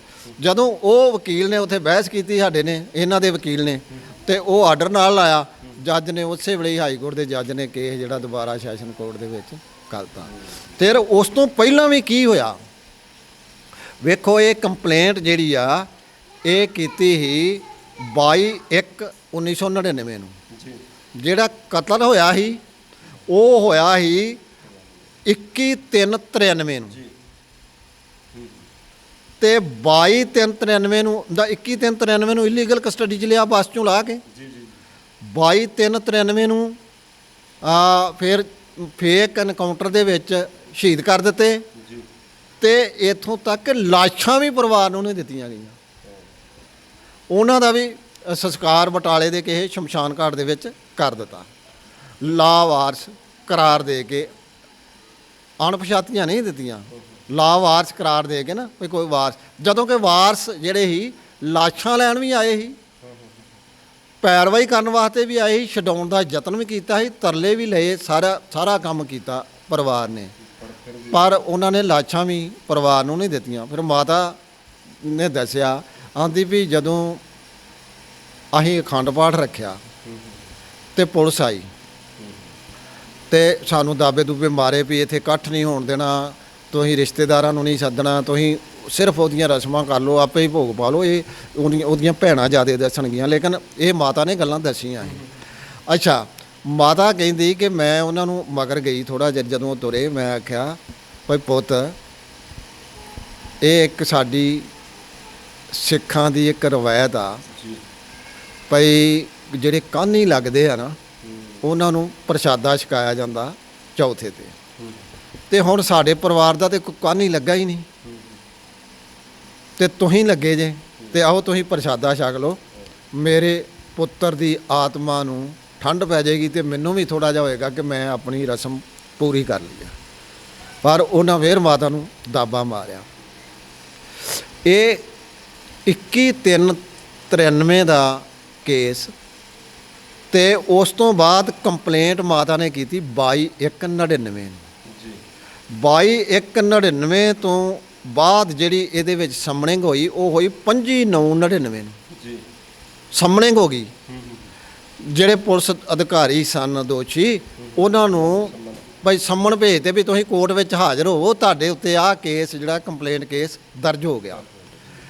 ਅੱਛਾ, ਉਸ ਤੋਂ ਬਾਅਦ ਕੀ ਹੋਇਆ ਕਿ ਮਾਤਾ ਹਰ ਤਰੀਕ ਦੇ ਉੱਤੇ ਜਾਂਦੀ ਰਹੀ। ਮਾਤਾ ਵਿਚਾਰੀ ਬਹੁਤ ਗਰੀਬ ਸੀ, ਮੈਂ ਵੇਖਿਆ ਕਿ ਕਿੰਨੀ ਗਰੀਬੀ ਦੇ ਵਿੱਚ ਉਹ ਗਰੀਬ ਵੀ ਸੀ ਲੇਕਿਨ ਉਹ ਲਾਲਚ ਰਹਿਤ ਵੀ ਸੀ, ਉਹਦੇ ਵਿੱਚ ਕੋਈ ਲਾਲਸਾ ਨਹੀਂ। ਜੇ ਉਹ ਅਮੀਰ ਹੁੰਦੀ ਨਾ, ਹੋ ਸਕਦਾ ਇੰਨੀ ਦ੍ਰਿੜਤਾ ਨਾ ਵਿਖਾਉਂਦੀ, ਤੇ ਜੇ ਕੋਈ ਲਾਲਚ ਜਿਹੜਾ ਪੈਸਾ ਜਿਹਦੇ ਕੋਲ ਹੋਏ ਨਾ, ਉਹ ਆਂਦਾ ਜੇ ਹੋਰ ਵੀ ਕਿਤੋਂ ਪੈਸਾ ਮਿਲੇ ਤੇ ਮੈਂ ਲੈ ਲਾਂ। ਤੁਸੀਂ ਮੇਰੇ ਖਿਆਲ ਦੱਸ ਰਹੇ ਸੀਗੇ ਕਿ ਉਹ ਸਵੈਟਰ ਬੁਣ ਕੇ ਆਪਣਾ ਗੁਜ਼ਾਰਾ ਕੀਤਾ ਜੀ। ਆਖਰੀ ਜਦੋਂ ਚੜ੍ਹਾਈ ਕੀਤੀ ਆ ਨਾ ਉਹ 2019 ਦੇ ਵਿੱਚ, ਤਰੀਕ ਤੇ ਇਹਨਾਂ ਨੂੰ ਯਾਦ ਆ, ਮੈਨੂੰ ਨਹੀਂ ਯਾਦ, ਲੇਕਿਨ ਥੋੜ੍ਹੇ ਦਿਨ ਪਹਿਲਾਂ ਉਹ, ਕਿਉਂਕਿ ਸਾਡੇ ਗਵਾਂਢ ਉਹਦੀ ਰਿਸ਼ਤੇਦਾਰੀ ਸੀ ਮਾਤਾ ਦੀ, ਉਹ ਉੱਥੇ ਗਈ, ਸਾਡੇ ਘਰ ਵੀ ਆਈ, ਲੇਕਿਨ ਉਹਨੇ ਇੱਕ ਲਿਫਾਫਾ ਜਿਹੜਾ ਸੀ ਨਾ ਭਰਿਆ ਉੱਨ ਦਾ, ਵਿੱਚ ਸਲਾਈਆਂ ਸੀ, ਤੇ ਮੈਂ ਪੁੱਛਿਆ, ਮੈਂ ਕਿਹਾ ਮਾਤਾ ਇਹ ਕੀ ਚੁੱਕੀ ਫਿਰਨੀ ਹੈ? ਉਹਦੀ ਬਹੁਤੇ ਸਵਾਟਰ, ਉਹ ਮੈਂ ਉੱਨੇ ਆ, ਤੇ ਉਹ ਸਵਾਟਰ ਕੋਟੀਆਂ ਉਣ ਕੇ ਲੋਕਾਂ ਦੀਆਂ, ਤੇ ਉਹਨਾਂ ਕੋਲੋਂ ਜੋ ਬਣਦੀ ਮਿਹਨਤ ਸੀ ਉਹ ਲੈ ਕੇ ਆਪਣਾ ਗੁਜ਼ਾਰਾ ਕਰਦੀ ਰਹੀ। ਇਹੋ ਹੀ ਉਹਨੂੰ ਦ੍ਰਿੜਤਾ ਬਖਸ਼ਦੀ ਸੀ। ਉਹਨੇ ਇੱਕ ਧਾਰ ਲਿਆ ਕਿ ਮੈਂ ਆਪਣੇ ਪੁੱਤ ਦੇ ਕਾਤਲਾਂ ਨੂੰ ਸਜ਼ਾ ਦਿਵਾਉਣੀ ਆ ਤੇ ਮੈਂ ਨਿਆਂ ਲੈਣਾ, ਮੈਂ ਆਪਣੇ ਪੁੱਤ ਦੇ ਲਹੂ ਦਾ ਮੁੱਲ ਨਹੀਂ ਵੱਟਣਾ। ਫਿਰ ਹੋਇਆ ਕਿ ਮਾਤਾ ਸਾਰੀਆਂ, ਕਿਉਂਕਿ ਕੰਪਲੇਨਟ ਆ ਜਿਹੜਾ, ਉਹਨੂੰ ਹਰ ਤਰੀਕ ਦੇ ਉੱਤੇ ਜਾਣਾ ਪੈਂਦਾ। ਇਹ ਵੀ ਇੱਕ ਗੱਲ ਆ ਕਿ ਕੇਸ ਦੋਸ਼ੀਆਂ ਤੇ ਨਹੀਂ, ਉਹ ਕੇਸ ਅਸਲ ਵਿੱਚ ਕੰਪਲੇਨਟ ਤੇ ਹੀ ਹੋ ਜਾਂਦਾ, ਕਿਉਂਕਿ ਉਹਨੂੰ ਹਰ ਤਰੀਕ ਤੇ ਜਾਣਾ ਪੈਂਦਾ। ਤੇ ਕਿਵੇਂ ਮਾਤਾ ਕਿਰਾਇਆ ਕਿੱਥੋਂ ਲੈਂਦੀ ਸੀ? ਉਹਦੇ ਜਿਹੜੇ ਉਹਦੇ ਸ਼ਰੀਕ ਹਨ, ਉਹਨਾਂ ਨੇ ਉਹਦੀ ਜਿਹੜੀ ਥੋੜ੍ਹੀ ਬਹੁਤੀ ਜ਼ਮੀਨ ਸੀ ਨਾ, ਉਹਦੇ ਤੇ ਵੀ ਕਬਜ਼ਾ ਕਰ ਲਿਆ, ਉਹਦੇ ਘਰ ਤੇ ਵੀ ਕਬਜ਼ਾ ਕਰ ਲਿਆ, ਘਰੋਂ ਕੱਢ ਹੀ ਦਿੱਤਾ। ਇਹ ਉਹਦੀਆਂ ਭੈਣਾਂ ਦੱਸਣਗੀਆਂ, ਸ਼ਹੀਦ ਦੀਆਂ ਮਾਤਾ ਦੀਆਂ ਬੇਟੀਆਂ, ਪਰ ਲੇਕਿਨ ਮੇਰੇ ਤੱਕ ਇਹ ਗੱਲਾਂ ਆਈਆਂ ਸੀ, ਪਰ ਉੱਥੇ ਹੋ ਨਹੀਂ ਕੁਝ ਵੀ ਸਕਦਾ। ਅਸੀਂ ਆਖਿਆ ਮਾਤਾ ਤੂੰ ਸਬਰ ਕਰ। ਮਾਤਾ ਵਿਚਾਰੀ ਆਪਣੇ ਪੇਕੇ, ਇੱਥੇ ਧਰਮਕੋਟ ਉਹਦੇ ਪੇਕੇ ਸੀ, ਉਹਨਾਂ ਕੋਲ ਉਹਨੇ ਦਿਨ ਕੱਟੇ, ਫਿਰ ਕਦੀ ਆਪਣੀਆਂ ਧੀਆਂ ਕੋਲ ਚੱਲ ਜਾਣਾ ਜਾਂ ਕਿਸੇ ਹੋਰ ਰਿਸ਼ਤੇਦਾਰ ਦੇ ਕੋਲ ਚੱਲ ਜਾਣਾ। ਇਸ ਤਰ੍ਹਾਂ ਉਹਨੇ ਮਾਤਾ ਨੇ ਆਪਣੇ ਗਰੀਬੀ ਦਾਅਵੇ ਦੇ ਵਿੱਚ ਦਿਨ ਕੱਟੇ। ਪਰ ਉਹ 1-2 ਤਰੀਕਾਂ ਦੇ ਉੱਤੇ ਬਿਮਾਰ ਹੋਣ ਕਰਕੇ ਨਹੀਂ ਜਾ ਸਕੀ, ਤੇ 8/11/2007 ਨੂੰ ਇਸ ਆਧਾਰ ਦੇ ਉੱਤੇ ਕੇਸ ਜਿਹੜਾ ਕੋਰਟ ਨੇ ਭਈ ਡਿਸਮਿਸ ਕਰਤਾ, ਭਈ ਉਹ ਕੰਪਲੇਨਟ ਜਿਹੜਾ ਹਾਜ਼ਰ ਨਹੀਂ, ਐਕਸ ਪਾਰਟੀ ਜਿਹਨੂੰ ਕਹਿੰਦੇ, ਉਹ ਕਰਦਾ। ਮਾਤਾ ਨੇ ਫਿਰ ਉਹਦੇ ਵਿੱਚ ਰਿਵੀਜ਼ਨ ਪਾਈ ਵੀ ਮੇਰਾ ਕੇਸ ਦੁਬਾਰਾ ਫਿਰ ਕੋਰਟ ਨੇ 31/3/2009 ਨੂੰ ਫਿਰ ਡਿਸਮਿਸ ਕਰਤਾ। ਫਿਰ ਮਾਤਾ ਨੇ ਅੱਗੇ ਅਪੀਲ ਪਾਈ ਸੈਸ਼ਨ ਕੋਰਟ ਦੇ ਵਿੱਚ, ਤੇ ਐਡੀਸ਼ਨਲ ਸੈਸ਼ਨ ਜੱਜ ਗੁਰਦਾਸਪੁਰ ਨੇ ਵੀ 10/4/2012 ਨੂੰ ਇਹ ਕੇਸ ਡਿਸਮਿਸ ਕਰਤਾ। ਫਿਰ ਮਾਤਾ ਨੇ ਰੁਖ ਕੀਤਾ ਹਾਈ ਕੋਰਟ ਦਾ।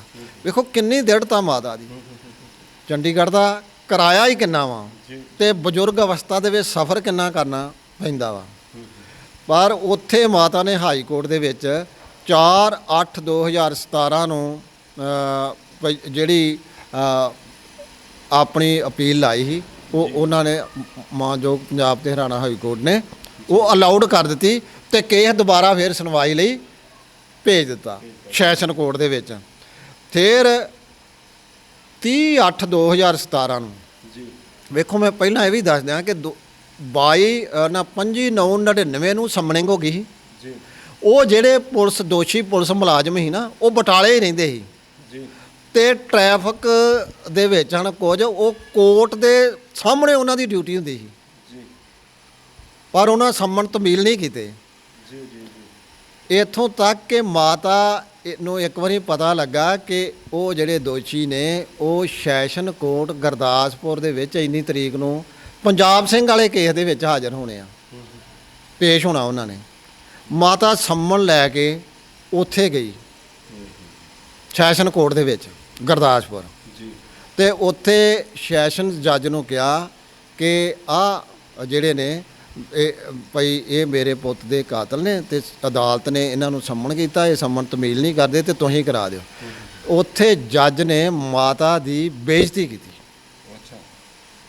ਭਾਈ ਮੈਂ ਜਿਹੜਾ ਵਾ ਮੈਂ ਕੋਈ ਹੈਗਾ ਵਾ ਸਰਵੈਂਟ, ਭਾਈ ਮੈਂ ਸੰਮਨ ਤਮੀਲ ਕਰਾਉਣੇ ਆ, ਨਿਕਲ ਜਾ ਇੱਥੋਂ ਬਾਹਰ। ਤੇ ਉਹ ਜਿਹੜਾ ਕੇਸ ਸੀ ਨਾ, ਜਿਹੜਾ ਵਕੀਲ ਕੇਸ ਲੜ ਰਿਹਾ ਸੀ, ਉਹਨੂੰ ਵੀ ਜੱਜ ਨੇ ਝਾੜ ਪਾਉਣ ਦਾ ਯਤਨ ਕੀਤਾ ਤਾਂ ਇਹ ਤੇਰੀ ਸਾਜ਼ਿਸ਼ ਆ, ਤੂੰ ਮਾਤਾ ਨੂੰ ਦੱਸਿਆ ਨਹੀਂ ਤੇ ਇਹਨੂੰ ਕਿਵੇਂ ਪਤਾ ਲੱਗ ਸਕਦਾ ਸੀ ਵੀ ਇੱਥੇ ਕੋਰਟ ਜਾ।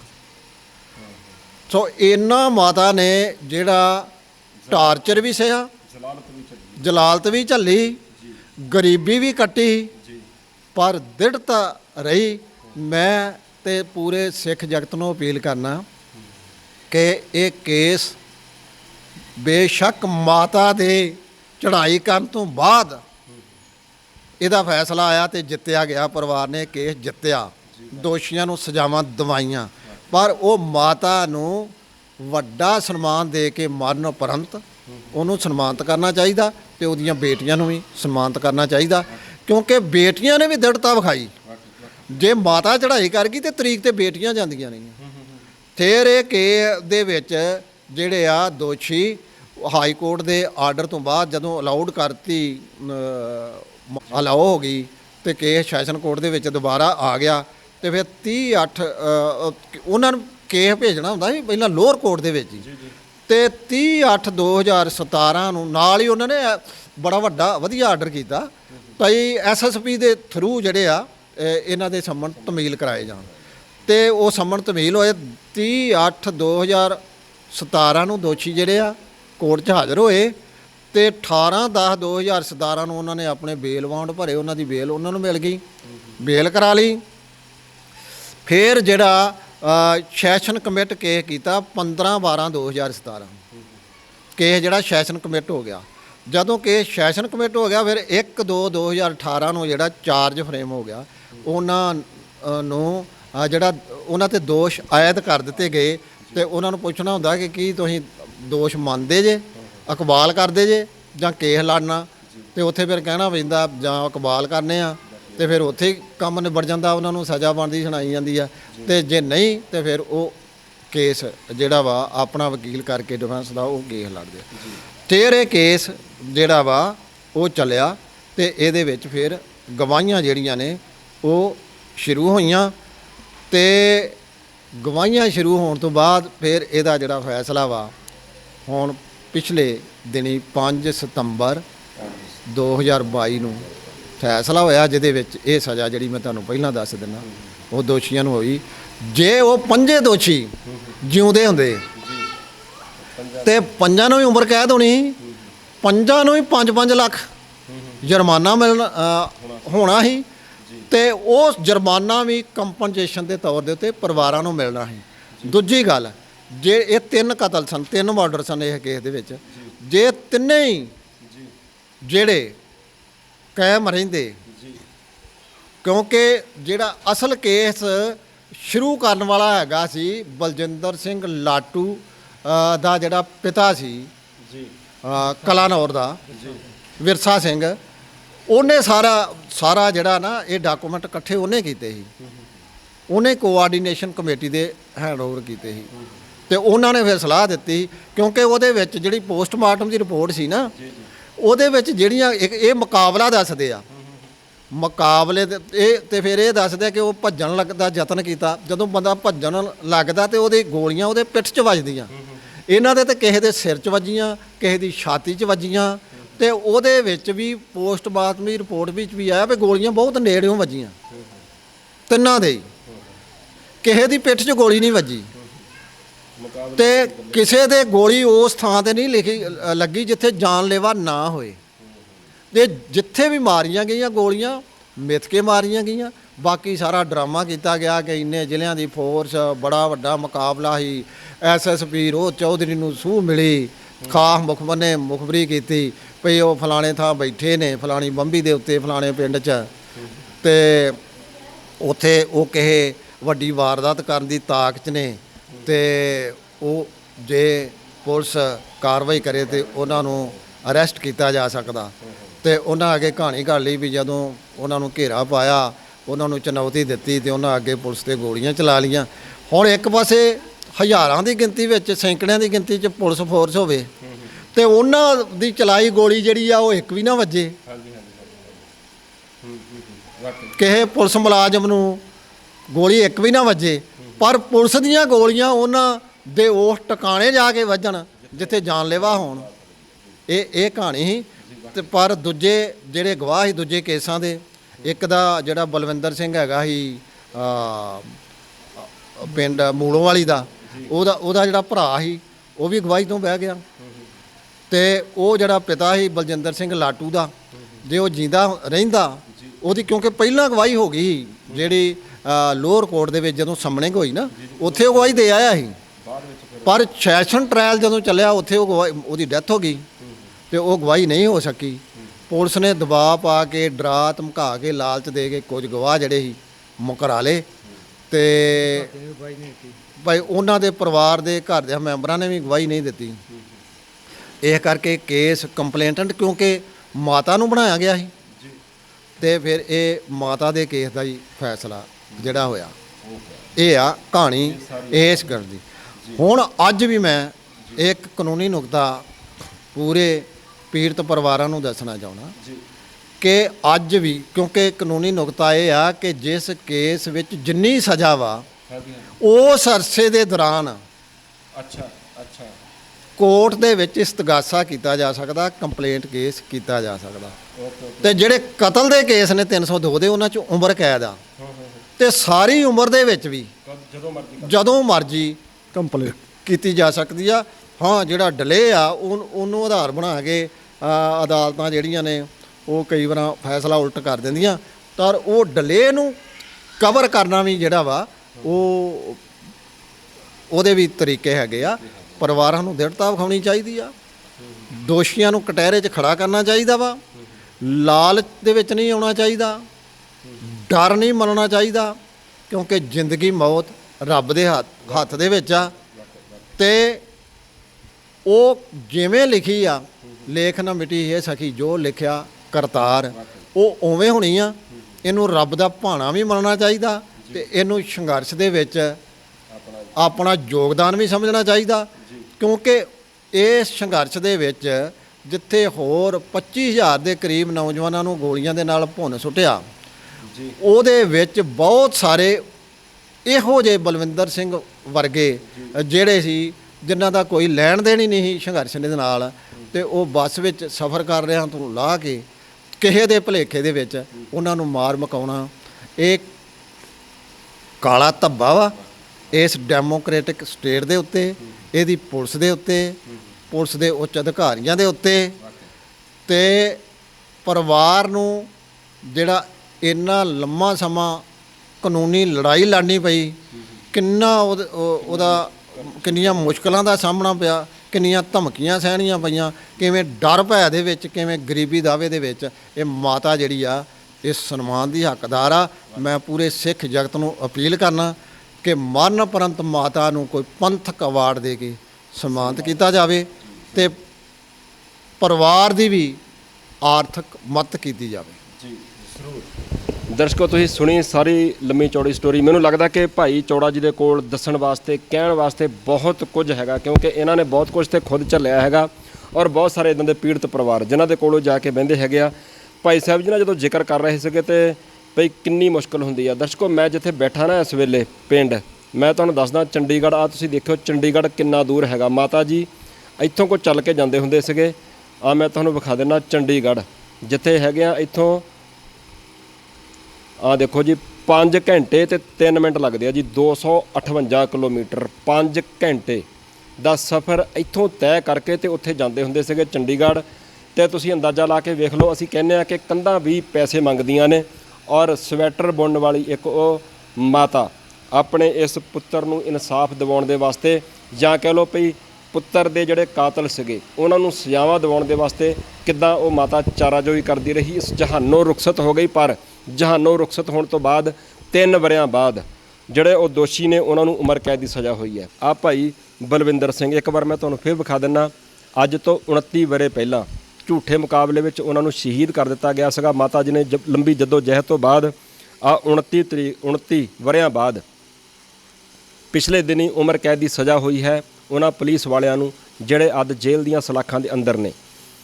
ਮੈਂ ਕਈ ਵਾਰ ਕਹਿੰਦਾ ਹੁੰਦਾ, ਮੈਂ ਅੱਜ ਫਿਰ ਕਹਿਣਾ ਚਾਹੂੰਗਾ ਕਿ ਜਦੋਂ ਬੰਦੇ ਦੇ ਕੋਲ ਕੋਈ ਅਹੁਦਾ ਹੁੰਦਾ ਹੈਗਾ, ਜਦੋਂ ਤਨ ਦੇ ਉੱਪਰ ਵਰਦੀ ਹੁੰਦੀ ਹੈ, ਕਈ ਵਾਰ ਬੰਦੇ ਨੂੰ ਇਹ ਲੱਗਦਾ ਕਿ ਜਵਾਨੀ ਦਾ ਸਰੂਰ ਹੈ ਵੀ ਮੈਨੂੰ ਤਾਂ ਖਰੇ ਮੌਤ ਆਉਣੀ ਨਹੀਂ ਤੇ ਨਾ ਖਰੇ ਮੈਨੂੰ ਕੋਈ ਬੁਢਾਪਾ ਆਉਣਾ ਹੈਗਾ। ਪਰ ਜਿਵੇਂ ਭੈਣ ਜੀ ਨੇ ਆਖਿਆ ਕਿ ਕੂੜ ਨਿਖੁੱਟੇ ਨਾਨਕਾ ਓੜਕ ਸੱਚ ਰਹੀ। ਸੱਚ ਜਿਹੜਾ ਹੈਗਾ ਅੱਜ ਨਹੀਂ ਤੇ ਕੱਲ੍ਹ ਉੱਭਰ ਕੇ ਸਾਹਮਣੇ ਆ ਹੀ ਜਾਂਦਾ। ਅਸੀਂ ਇਨਸਾਨ ਆ, ਜਦ ਜੱਦੋ ਜਹਿਦ ਕਰੀਏ ਤਾਂ ਸਾਰਾ ਕੁਝ ਸੰਭਵ ਹੈਗਾ। ਜੇ ਆਹ ਸੰਭਵ ਹੈਗਾ, ਜੇ ਇੱਕ ਮਾਤਾ 29 ਵਰਿਆਂ ਬਾਅਦ ਸਜ਼ਾ ਕਰਵਾ ਸਕਦੀ ਹੈ, ਤਾਂ ਜਿਹੜੇ ਹੋਰ ਕੇਸ ਹੈਗੇ, ਜਿਵੇਂ ਭਾਈ ਚੌੜਾ ਜੀ ਦਾ ਕਹਿਣਾ ਹੈਗਾ ਕਿ ਕਾਨੂੰਨੀ ਨੁਕਤਾ ਹੈਗਾ ਕਿ ਜਿਸ ਵੀ ਕੇਸ ਦੇ ਵਿੱਚ ਜੇ ਕੇਸ ਉਹ ਸਾਬਤ ਹੋ ਜਾਵੇ, ਮੰਨ ਲਓ ਕਿਸੇ ਕੇਸ ਦੇ ਵਿੱਚ 7 ਸਾਲ ਦੀ ਸਜ਼ਾ ਹੋਣੀ ਹੈ ਤੇ 7 ਸਾਲ ਪਹਿਲਾਂ ਘਟਨਾ ਵਾਪਰੀ ਹੈ, ਤਾਂ 7 ਸਾਲਾਂ ਦੇ ਵਿੱਚ ਤੁਸੀਂ ਕੰਪਲੇਂਟ ਕਰ ਸਕਦੇ ਹੋ। ਜਿਹਦੇ ਵਿੱਚ ਉਮਰ ਕੈਦ ਦੀ ਸਜ਼ਾ ਹੋਣੀ ਹੈ, ਉਹ ਤੁਸੀਂ ਜਦੋਂ ਮਰਜ਼ੀ ਉਹਦੇ ਵਾਸਤੇ ਕਰ ਸਕਦੇ ਹੋ ਚਾਰਾਜੋਈ। ਸੋ ਜਿਨ੍ਹਾਂ ਨੇ ਹਾਲੇ ਤੱਕ ਕੁਝ ਨਹੀਂ ਕੀਤਾ, ਮੈਨੂੰ ਲੱਗਦਾ ਕਿ ਭਾਈ ਚੌੜਾ ਜੀ ਕਹਿਣਾ ਚਾਹੁੰਦੇ ਆ ਕਿ ਉਹ ਜ਼ਰੂਰ ਸਾਹਮਣੇ ਆਉਣ ਤੇ ਜਿਹੜੇ ਕਾਤਲ ਪੁਲਿਸ ਵਾਲੇ ਨੇ ਉਹ ਸਾਰੇ ਦੇ ਸਾਰੇ ਸਲਾਖਾਂ ਦੀਆਂ ਅੰਦਰ ਜਾ ਸਕਦੇ ਨੇ। ਭਾਈ ਚੌੜਾ ਜੀ ਜਾਂਦੇ ਜਾਂਦੇ 2 ਲਾਈਨਾਂ ਵਿੱਚ ਜ਼ਰੂਰ ਕੁਛ ਨਾ ਕੁਛ ਹੋਰ ਕਹਿ ਜਾਓ। ਵੇਖੋ ਜੀ, ਹੌਸਲਾ ਨਹੀਂ ਛੱਡਣਾ ਚਾਹੀਦਾ। ਇੱਥੇ ਸਿੱਖਾਂ ਦਾ ਕਤਲੇਆਮ ਹੋਇਆ ਤੇ ਲਾਵਾਰਸ ਤੇ ਅਣਪਛਾਤੀਆਂ ਲਾਸ਼ਾਂ ਕਰਾਰ ਦੇ ਕੇ ਉਹਨਾਂ ਨੂੰ ਵੱਖ-ਵੱਖ ਸ਼ਮਸ਼ਾਨ ਘਾਟਾਂ ਦੇ ਵਿੱਚ ਫੂਕ ਦਿੱਤਾ ਗਿਆ ਤੇ ਮਨੁੱਖੀ ਹੱਕਾਂ ਦੇ ਹੱਕ ਵਿੱਚ ਨਿਤਰੇ ਭਾਈ ਖਾਲੜਾ ਜੀ ਨੂੰ ਵੀ ਲਾਵਾਰਸ ਤੇ ਅਣਪਛਾਤੀ ਲਾਸ਼ ਬਣਾ ਕੇ ਖਪਾ ਦਿੱਤਾ ਗਿਆ। ਕੌਮ ਨੂੰ ਦ੍ਰਿੜ ਰਹਿਣਾ ਚਾਹੀਦਾ। ਹਰ ਇੱਕ ਦਾ ਫਰਜ਼ ਬਣਦਾ, ਪਰਿਵਾਰ ਜਿਹੜਾ ਉਹ ਦੋਸ਼ੀ ਪੁਲਿਸ ਅਧਿਕਾਰੀਆਂ ਤੇ ਆਪਣੇ ਬੱਚਿਆਂ ਦੇ ਕਾਤਲਾਂ ਦੇ ਕੇਸ ਅਦਾਲਤਾਂ ਵਿੱਚ ਕਰਨ ਤੇ ਵਕੀਲਾਂ ਨੂੰ ਚਾਹੀਦਾ ਕਿ ਉਹ ਜਿਸ ਵੀ ਕੇਸ ਨੂੰ ਹੱਥ ਪਾ ਲੈਣ, ਕਿਉਂਕਿ ਉਹਨਾਂ ਦਾ ਕਿੱਤਾ, ਪਰ ਉਹਨਾਂ ਦਾ ਇਹ ਫਰਜ਼ ਬਣਦਾ ਕਿ ਜਿਸ ਕੇਸ ਨੂੰ ਉਹ ਹੱਥ ਪਾ ਲੈਣ ਉਸ ਕੇਸ ਨੂੰ ਡੈਡੀਕੇਟਡ ਸਪਿਰਿਟ ਦੇ ਨਾਲ ਲੜਨ। ਭਾਈ ਇਹ ਕੇਸ ਅਸੀਂ ਜਿੱਤ ਕੇ ਆਪਣੇ ਕਲਾਇੰਟ ਨੂੰ ਜਿਹੜਾ ਜਿੱਤ ਕੇ ਦੇਣਾ। ਇਹ ਨਹੀਂ ਕਿ ਉਹ ਪੁਲਿਸ ਦੇ ਨਾਲ ਦੋਸਤੀ ਕਰਕੇ, ਚਾਹੇ ਡਰ ਕਰਕੇ, ਚਾਹੇ ਆਖਣਗੇ ਅਸੀਂ ਇੱਥੇ ਹੀ ਰਹਿੰਦੇ ਹਾਂ ਤੇ ਪੁਲਿਸ ਦੇ ਵਿੱਚ ਹੀ ਵਿਚਰਨੇ ਆ। ਉਹਨਾਂ ਦੇ ਖਿਲਾਫ ਇਹਨਾਂ ਕੇਸਾਂ ਦੇ ਵਿੱਚ ਇਹ ਬੜੀਆਂ ਸਮੱਸਿਆਵਾਂ ਆਉਂਦੀਆਂ ਨੇ। ਕਈ ਬਹੁਤੇ ਵਕੀਲਾਂ ਦੀ ਅਣਹੋਂਦ ਕਾਰਨ ਹੀ ਕੇਸ ਨਹੀਂ ਕਰ ਸਕੇ। ਪਰ ਜੇ ਵਕੀਲ ਆਪਣਾ ਫਰਜ਼ ਸਮਝਣ ਕਿ ਸਾਡਾ ਫਰਜ਼ ਕੀ ਆ, ਲੋਕਾਂ ਨੂੰ ਨਿਆਂ ਦਿਵਾਉਣਾ, ਤੇ ਉਹ ਜੇ ਨਿਆਂ ਦਿਵਾਉਣ ਲਈ ਡੈਡੀਕੇਟਡ ਸਪਿਰਿਟ ਦੇ ਨਾਲ ਜਿਸ ਕੇਸ ਨੂੰ ਹੱਥ ਪਾ ਲੈਣ, ਉਹਨੂੰ ਜਿੱਤ ਦੇ ਨਿਸ਼ਚੇ ਦੀ ਜਿੱਤ ਦੇ ਨਾਲ ਉਹ ਕੇਸ ਲੜਨ ਤੇ ਫਿਰ ਪਰਿਵਾਰਾਂ ਨੂੰ ਨਿਆਂ ਮਿਲ ਸਕਦਾ।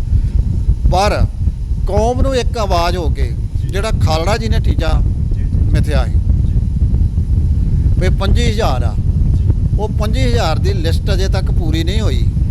ਵੱਖ-ਵੱਖ ਸੰਸਥਾਵਾਂ ਨੇ ਬੜਾ ਕੰਮ ਕੀਤਾ ਤੇ ਹੁਣ ਜਿਹੜਾ ਲਾਪਤਾ ਪੰਜਾਬ ਸੰਸਥਾ ਵਾ ਇਹ ਵੀ ਕੰਮ ਕਰ ਰਹੀ ਆ ਤੇ ਇਹਨੇ ਹੀ ਡੈਡੀਕੇਟਡ, ਇਹਦੇ ਵਕੀਲਾਂ ਨੇ ਡੈਡੀਕੇਟਡ ਸਪਿਰਿਟ ਦੇ ਨਾਲ ਭੈ ਮੁਕਤ ਹੋ ਕੇ ਪੁਲਿਸ ਦੇ ਨਾਲ ਭਈ ਉਹਨਾਂ ਨੇ ਆਖਿਆ ਵੀ ਸਾਡਾ ਕੀ ਉਹਨਾਂ ਦੇ ਨਾਲ ਲੈਣ ਦੇਣਾ, ਅਸੀਂ ਤੇ ਜੇ ਕੇਸ ਨੂੰ ਹੱਥ ਪਾਇਆ ਉਹ ਜਿੱਤਣਾ। ਤੇ ਉਹਨਾਂ ਦੇ ਬੜੇ ਕਾਨੂੰਨੀ ਨੁਕਤਿਆਂ ਦੇ ਨਾਲ ਜਿਹੜਾ ਵਾ ਇਹ ਕੇਸ ਨੂੰ ਜਿੱਤ ਕੇ ਪਰਿਵਾਰ ਨੂੰ ਦਿੱਤਾ। ਪਰਿਵਾਰ ਨੂੰ ਵੀ ਇਹ ਤਾਂ ਫਖਰ ਹੋਣਾ ਚਾਹੀਦਾ। ਇਸੇ ਤਰ੍ਹਾਂ ਜਿਵੇਂ ਇਹ ਪਰਿਵਾਰ ਨੂੰ ਅੱਜ ਫਖਰ ਆ, ਇਹਨਾਂ ਦੇ ਦਿਲ ਨੂੰ ਠੰਡ ਪਈ ਆ। ਮਾਤਾ ਜਿਹੜੀ 3 ਸਾਲ ਪਹਿਲਾਂ ਭਾਵੇਂ ਚੜ੍ਹਾਈ ਕਰ ਗਈ ਆ, ਉਹਦੇ ਜਿਉਂਦੇ ਜੀ ਇਨਸਾਫ ਨਹੀਂ ਮਿਲਿਆ, ਪਰ ਉਹਦੀ ਆਤਮਾ ਵੀ ਜਿਹੜੀ ਆ ਉਹਨੂੰ ਵੀ ਜ਼ਰੂਰ ਠੰਡ ਪਈ ਹੋਵੇਗੀ ਭਈ ਮੇਰੇ ਪੁੱਤਰ ਦਾ ਲਹੂ ਪੀਣ ਵਾਲੇ ਅੱਜ ਸਿੱਖਾਂ ਦੇ ਪਿੱਛੇ ਗਏ ਆ। ਮੈਨੂੰ ਲੱਗਦਾ ਕਿ ਸਿਰੇ ਦੀਆਂ ਗੱਲਾਂ ਹੋ ਗਈਆਂ। ਔਰ ਜਿਹੜੀ ਗੱਲ ਆਖੀ ਆ ਕਿ ਮਾਤਾ ਜੀ, ਮੈਨੂੰ ਲੱਗਦਾ ਕਿ ਮਾਤਾ ਜੀ ਨੂੰ ਘੱਟੋ ਘੱਟ ਜੇ ਉਹਨਾਂ ਦੇ ਜਿਉਂਦੇ ਜੀ ਉਹਨਾਂ ਦੇ ਪੁੱਤਰ ਦੇ ਕਾਤਲਾਂ ਨੂੰ ਸਜ਼ਾ ਨਹੀਂ ਵੀ ਮਿਲੀ, ਪਰ ਉਹਨਾਂ ਨੂੰ ਅਖੀਰਲੇ ਸਾਹ ਤੱਕ ਤਾਂ ਜ਼ਰੂਰ ਲੱਗਦਾ ਰਿਹਾ ਹੋਊਗਾ ਕਿ ਮੈਂ ਜੱਦੋ ਜਹਿਦ ਨਹੀਂ ਛੱਡੀ। ਦਰਸ਼ਕੋ, ਵੀਡੀਓ ਨੂੰ ਵੱਧ ਤੋਂ ਵੱਧ ਸ਼ੇਅਰ ਕਰੋ, ਦੁਨੀਆ ਦੇ ਹਰ ਕੋਨੇ ਤੱਕ ਪਹੁੰਚਣੀ ਚਾਹੀਦੀ ਹੈ। ਇਨਸਾਫ ਪਸੰਦ ਲੋਕ ਚਾਹੇ ਸਿੱਖ ਹੋਣ ਚਾਹੇ ਗੈਰ ਸਿੱਖ ਹੋਣ, ਉਹਨਾਂ ਤੱਕ ਜ਼ਰੂਰ ਅੱਪੜਨੀ ਚਾਹੀਦੀ ਹੈ। ਜਿੰਨੀਆਂ ਵੀ ਗੱਲਾਂ ਬਾਤਾਂ ਹੋਈਆਂ ਨੇ ਤੁਸੀਂ ਕਮੈਂਟ ਕਰਕੇ ਆਪਣੀ ਰਾਏ ਜ਼ਰੂਰ ਦਿਓ। ਧੰਨਵਾਦ।